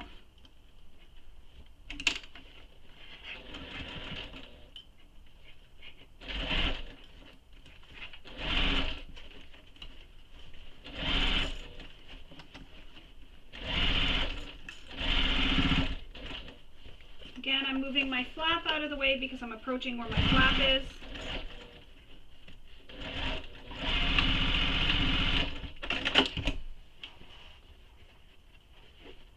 Went off here, so I'm going to come back and sew just right here.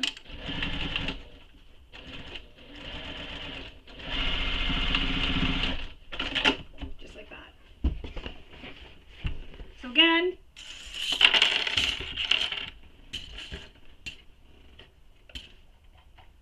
that is how it looks once it's all stitched. So now we're going to go to the final assembly. We're not cutting this yet the way we did on the other side, but I want to see how mine looks, so I'm going to turn it right sides out. Just for now, I just want to see how it looks, because if there is any puckers, now is the time to fix it.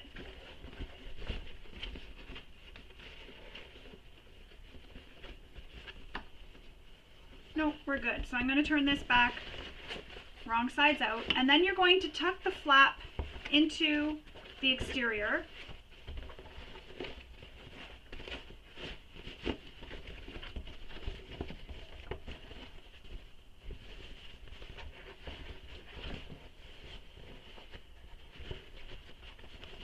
You want to fold it down inside.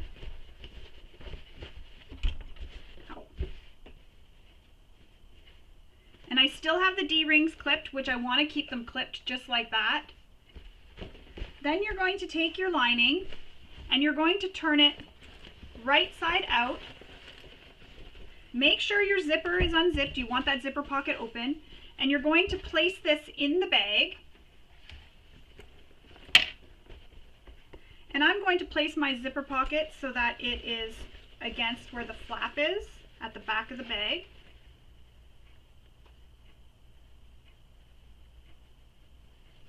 So you want to center everything. So the center seam on your lining, you'll line up with the center mark on your gusset at the top.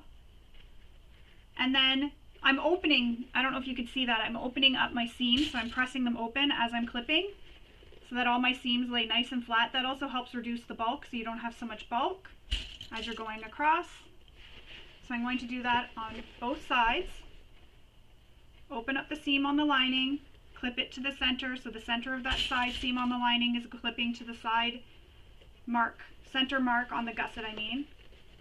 Open up the gusset side seams, press them open. You could always take this to your iron and press them open before you start putting the bag together too. Then I'm going to line up my center marks.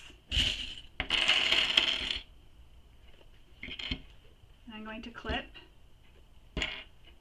This just makes sure everything is even.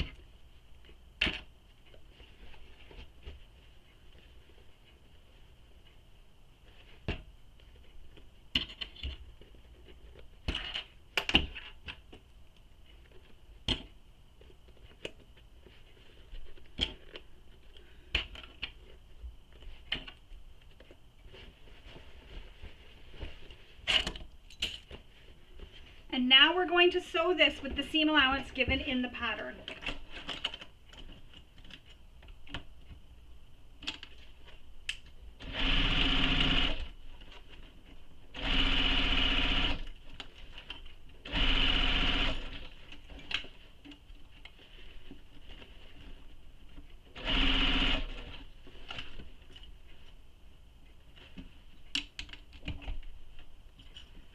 And one of my seams moved, that's okay, fixed it.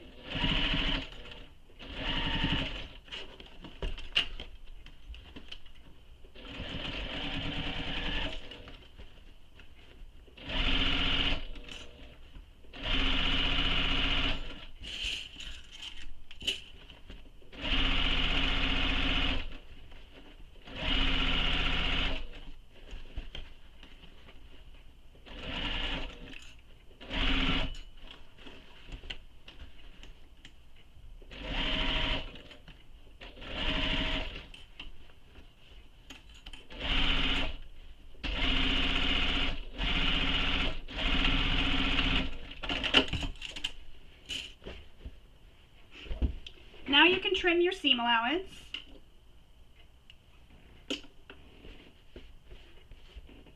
I'm going to use my pinking shears.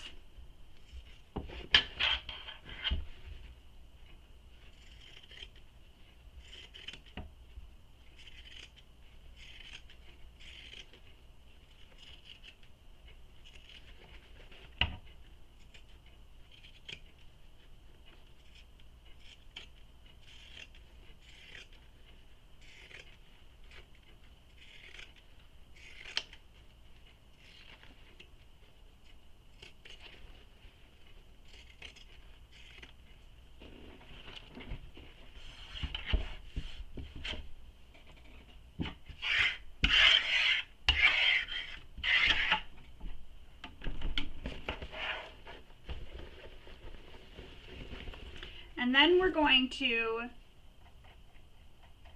turn the bag so that the seam is just, the lining is just over your exterior.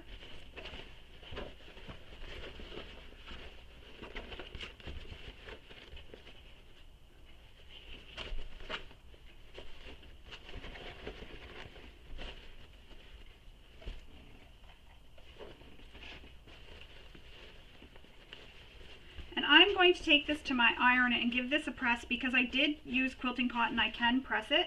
So I'm just going to go take this to my iron quickly and give it a really good press just to help get that nice and flat. But you can follow the instructions in the pattern, which is to just add some clips around the top edge, but I'm going to press mine. So I'll be right back. All right, so once you have that either clipped or pressed, we will then top stitch this. And when we're top stitching, first I always check my bobbin to make sure I have enough for top stitching. You want to leave long tails as we did when we stitched the overlay. And you're going to top stitch all the way around, excuse me, starting at a side seam. I'm going to get out my extension table.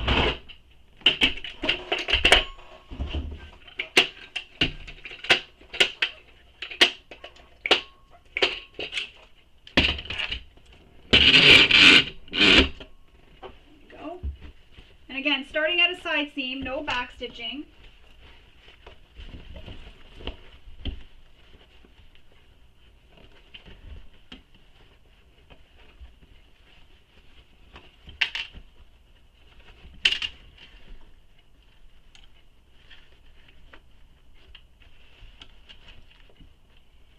And you're going to top stitch around the entire bag. I have to keep saying to myself, don't backstitch when I start stitching.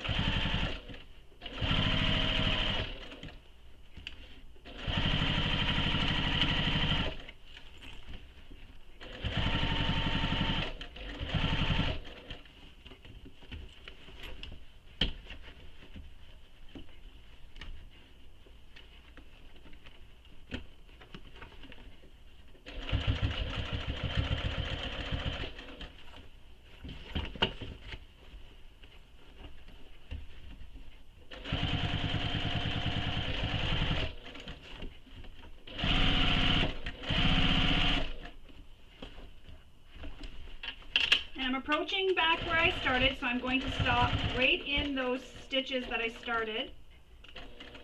Leave long tails.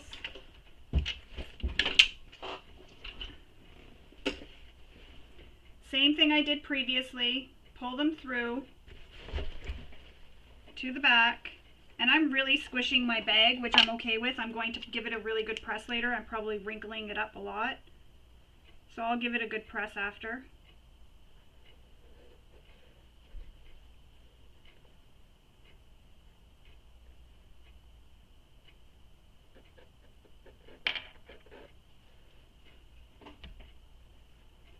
Make a pair and then tie them together.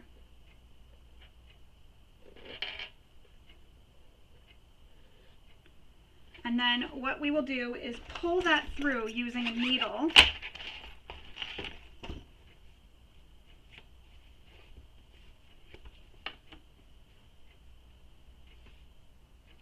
So I'm going to cut them so they're all the same length.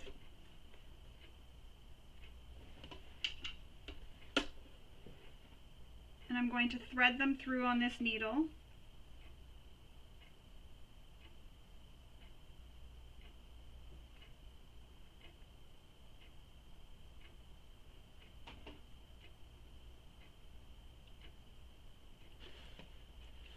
You don't realize how small a needle is until you're trying to thread a bunch of threads on it.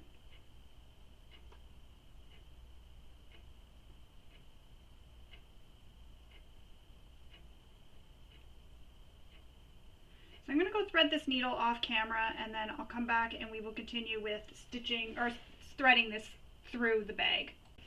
Alright, so I have them threaded on my needle. I had to use my little needle thread puller thingy. So now we're going to take them and we're going to push your threads up between the seam of the exterior and lining, coming out that seam, right between them.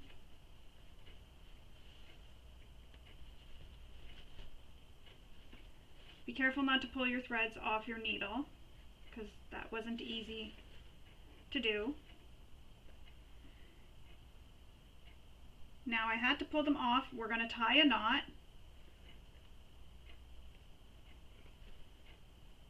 Just like that. And this knot is going to be buried between that seam there.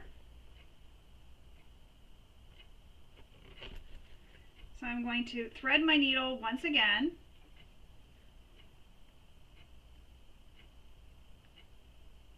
And I'll go off camera to do this so you don't have to sit and watch me do this, and then I'll come back and I'll show you what else we're going to do. Alright, so now that I have those threaded, we're going to go back down into the seam and we're going to push our needle so that it comes out that side seam of the lining. So push the needle down. Ow. I can't.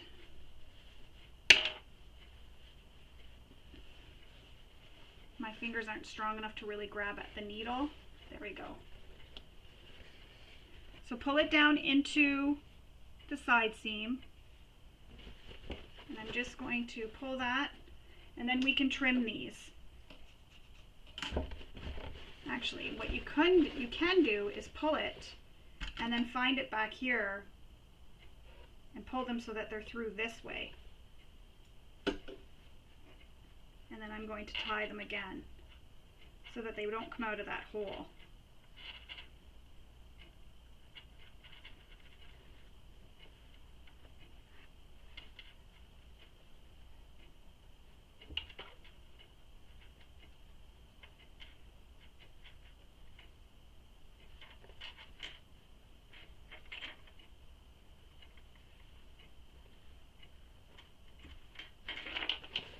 Go.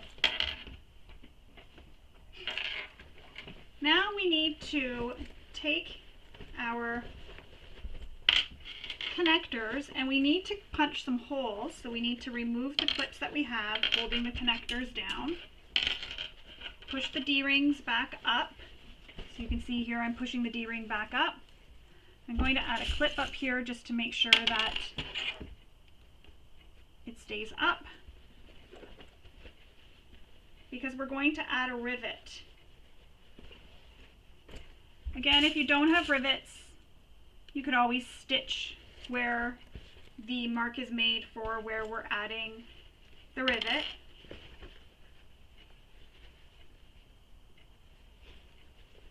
And I'm just trying to make sure everything's nice and flat. You don't want to have it bunched up anywhere.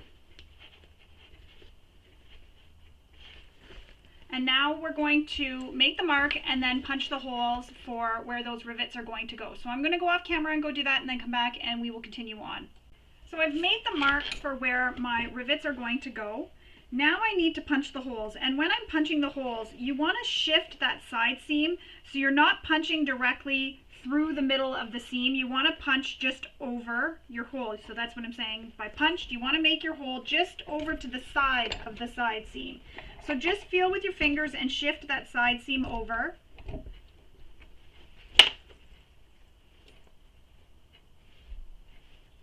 You don't want to be right through the side seam. And this is a bit tricky. I feel like I need more hands.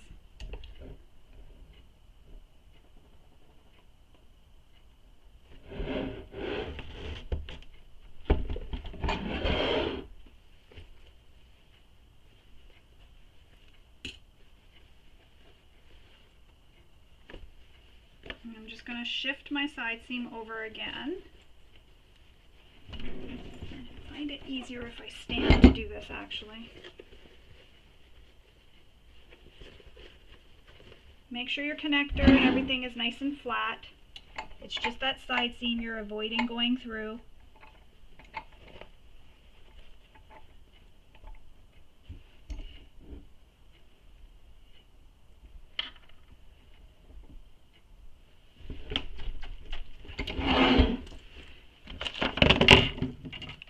Use fray stop, fray check, whatever it is that you have over where you punch the holes.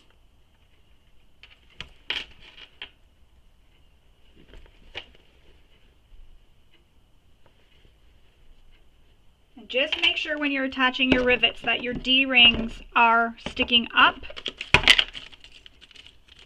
So I'll show you what I mean. So my D-ring, fish it up, it'll stick up off the edge of the bag.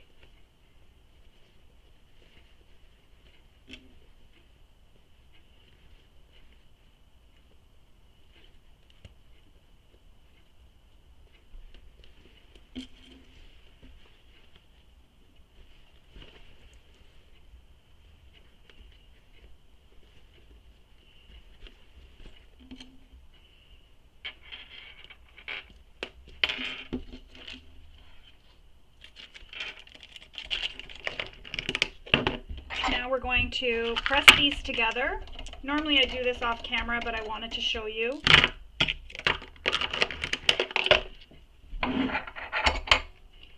And use the size rivet that you need for the materials that you've used.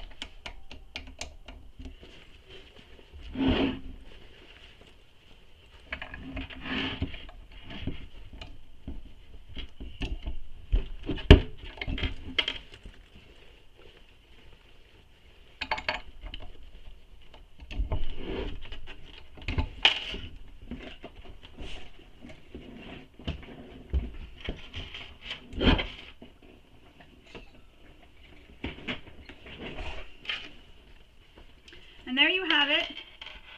You have your rivets installed, and you can see it through the side, and I just moved over from the side seam. You don't want to go through that side seam at all because you don't want to break those stitches. Now we need to pull the whole lining out again and pull it over the exterior.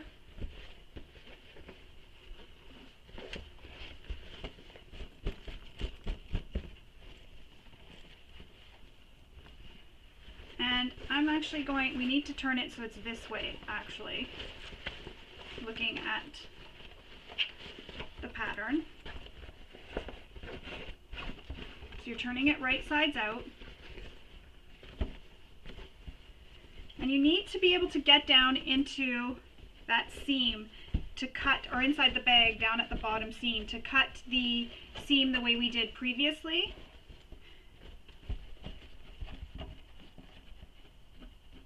And this may be a little bit tricky because you are reaching into the bottom of the bag, and my interfacing is lifting again, probably from all the shifting around. So I'm going to cut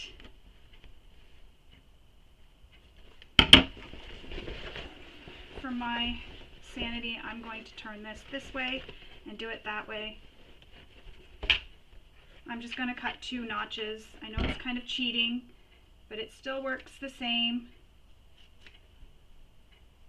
It's just too hard for me to do it, hold everything. My hands just can't do it. So I'm just cutting 2 pieces. Actually, I can see where the wave is here because it's pushed down into the gusset. So I can see where that wave is, so I can trim that one wave off, and I can trim the other one off.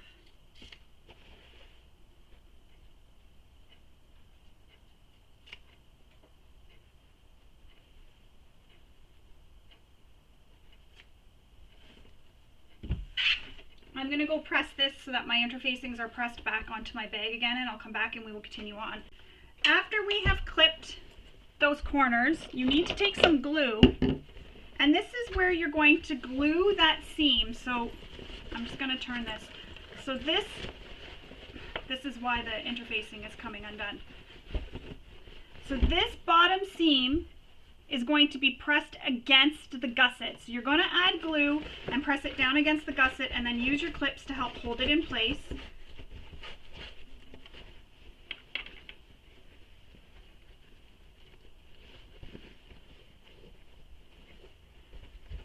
And you want to press it against your gusset. So take your glue, just a little bit, you don't need a whole lot.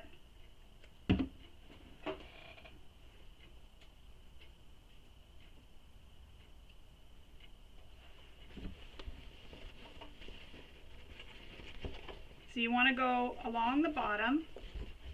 This is really not easy for me. And around at the curve. Just the curve, just around the curve, nowhere else. You're not going any higher.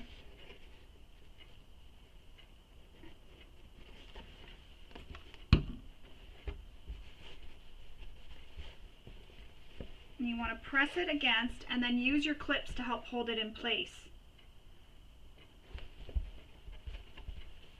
So I'm going to press both sides first, or glue both sides before I use my clips to hold it in place.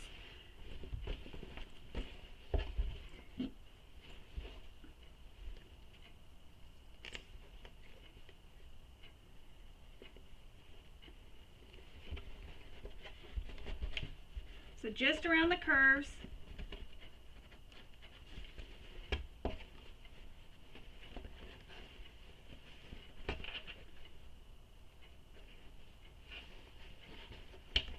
Ah, shoot. Can't do this. I'm having a really hard time with this. So if you're struggling too, you're not alone.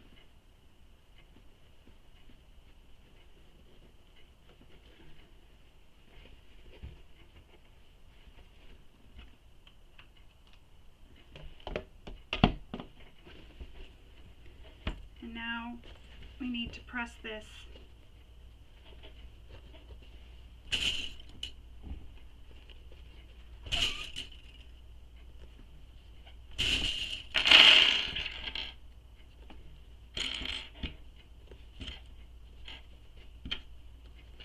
And I'm going to leave this dry, go off camera, let this dry for a while, and then I'll come back and we will continue on. And I can already feel it's causing some ripples here in my gusset, so I'll have to really press those out after for me clipping here at the sides of the gusset. Actually, I could move on. Actually, we can still move on. These won't be in my way until later, so I won't be able to finish, though, everything until after this completely dries.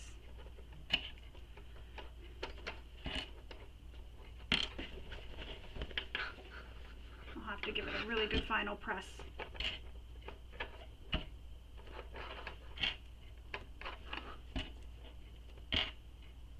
There we go. So I have it all pressed or all clipped with my pins for now, just to help hold it in place. Once this is glue, the glue is dried, we'll come back, we'll remove it, and then I'll press my bag. And I've got a lot of glue stuck to my fingers. Now we need to close up the bottom, so we're going to pull the bottom through the opening in the pocket.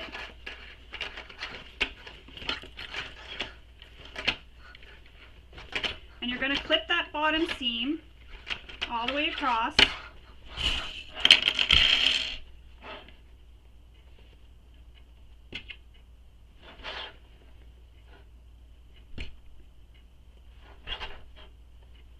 And I'm lining up the sides and then the center points.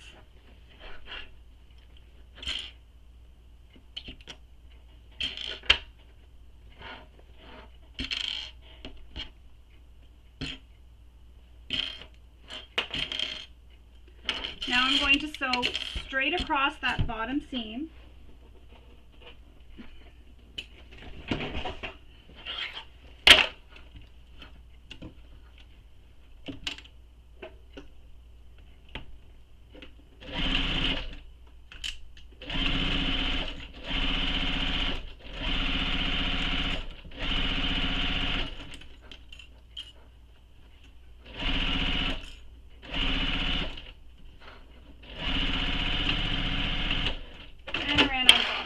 Going to pause the video, fill my bobbin, come back and continue sewing. Alright, so once you have that bottom seam sewn, you're going to trim the seam allowance. And again, I like to use my pinking shears. Anywhere I can use pinking shears on quilting cotton, I like to do it. I find it helps stop it from fraying as well.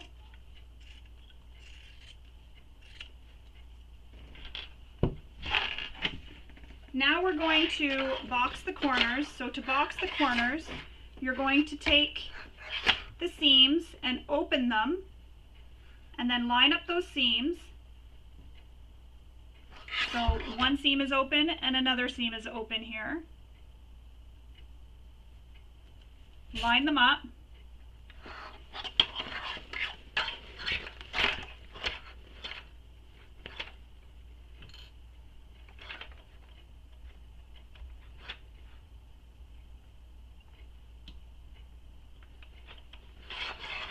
Add some clips to help hold it in place.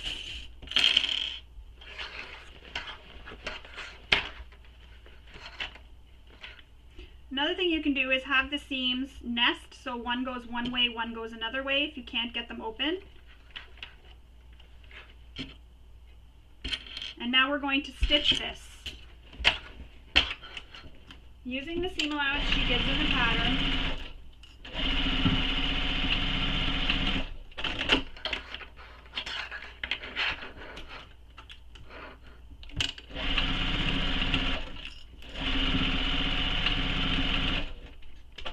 I'm going to trim these as well with my pinking shears, if I can reach them.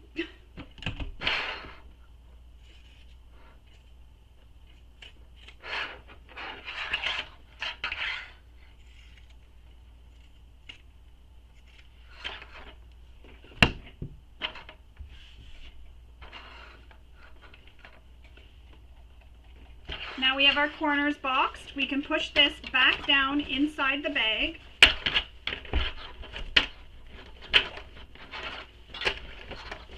And right now you can't really get it flat because you have those edges clipped. So just push it down, and now you have this edge where you've turned the zipper pocket under. I'm going to use some clips.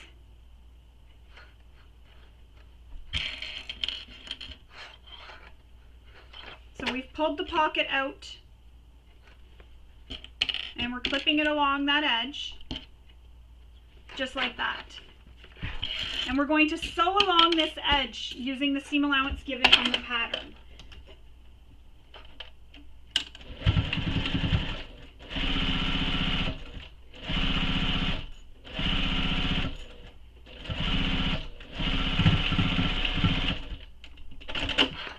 Trim all your threads. Push that down into the bag.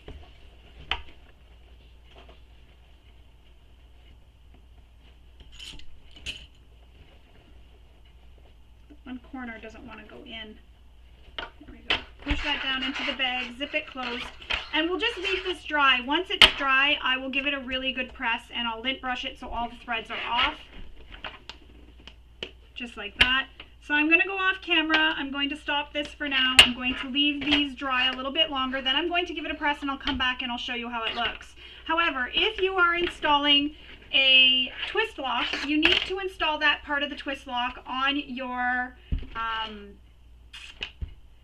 flap. So you'll want to go ahead and do that. Follow the instructions in the pattern for that.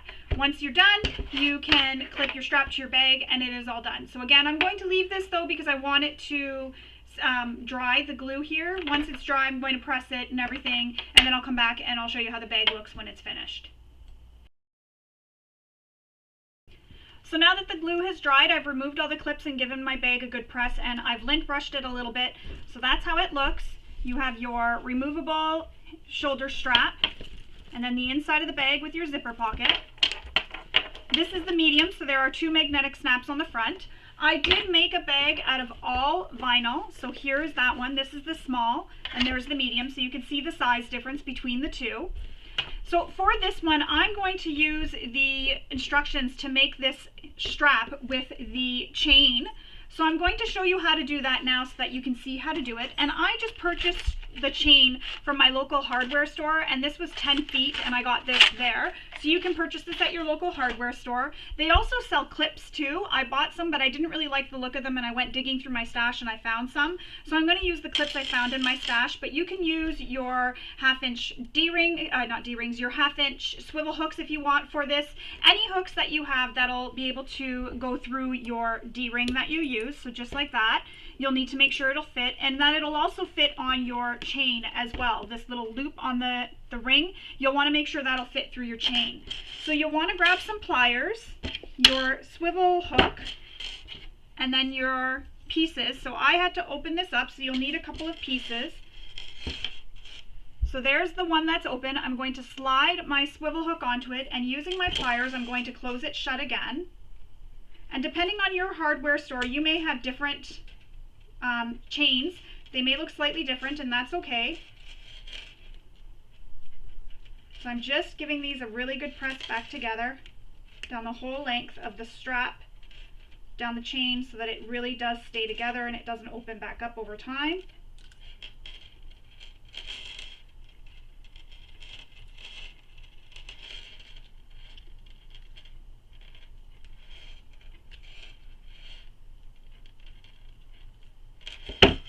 So there's one side. So now I'm going to take the other end, and here is my already prepared strap. And I followed the same instructions that we did when, I'm going to stop dragging this, the same instructions for making this strap is the same instructions for making this one. So they're the same length. And if you don't want it to be the exact same length and you want to shorten it a little bit, you sure can, because you are going to have this length of the chain attached to the strap. But it's nice because you can actually take the strap, and I'll show you, and make this a little bit shorter too, even with the strap attached. So now I'm attaching it to this D-ring that's attached to my strap.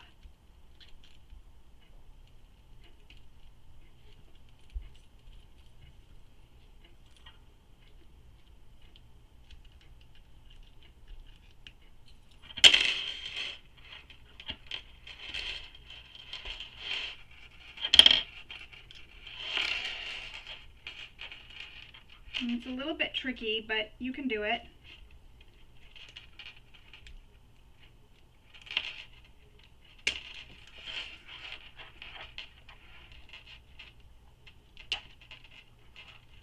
You just got to close it around that D-ring. Just like that. And now we can take this and clip this to the D-ring on one side. And what I was saying, you can actually adjust this by unclipping it, sliding your strap up through the D-ring and clipping it to your other D-ring just like that. And if you've already gone ahead and made the strap already and you want to add this chain strap, that's okay. You'll have a removable piece of chain. You'll do the same thing. You'll add your swivel hook to the one end of the chain and add a D-ring to the other side of the chain, and then it'll attach to a D-ring. So swivel hook to this ring and D-ring onto your other swivel hook. And then you'll have a removable chain. And then it's kind of like having two straps in one. So it makes it kind of fun to be able to have a couple of different strap options. So if you want to have it a little bit more dressy with the strap, you can use the chain. If you just want it a little bit more casual, you can take the chain off and just have it just like this. The choice is really yours. So I'm going to go finish putting this on, and then I'll come back and I'll show you how it looks all completed. Alright, so I finished attaching my strap, so that's how it looks with the chain. And again, as I was saying, if you want to make this so it's more of an adjustable chain, fish it through your D-ring and clip it to the other side. And then I'll do that on this side as well. And then it makes it kind of like an adjustable chain strap. But look at how pretty that looks. I like that. And then, as I was mentioning before, if you've already gone ahead and you've already attached your swivel hooks onto this one, what you would do is take that chain again. You'll attach a D-ring to one end and a swivel hook to the other, and then the swivel hook will hook onto your D-ring, and then you will attach the D-ring end of the chain onto your swivel hook, and then that piece can be removed and attached anytime you want to have a Makayla bag with the chain attached. So there is this small right here. This is done in all vinyl, and again, I cut my interfacing so that it was left out of the seam allowance, making this very domestic friendly. My domestic machine can sew this bag. And then I made my Makayla, which in quilting cotton, which you saw me sew completely in the video tutorial. So there are the two bags. They are now done. You're able to take your bag out and show it off to the world. I hope you enjoyed sewing along with me and maybe picked up a few tips and tricks along the way. Don't forget to share these on social media and tag DEJA Designs so we can see all the beautiful Makayla bags that you've made. I hope you enjoyed sewing along with me. Have a wonderful day. Bye.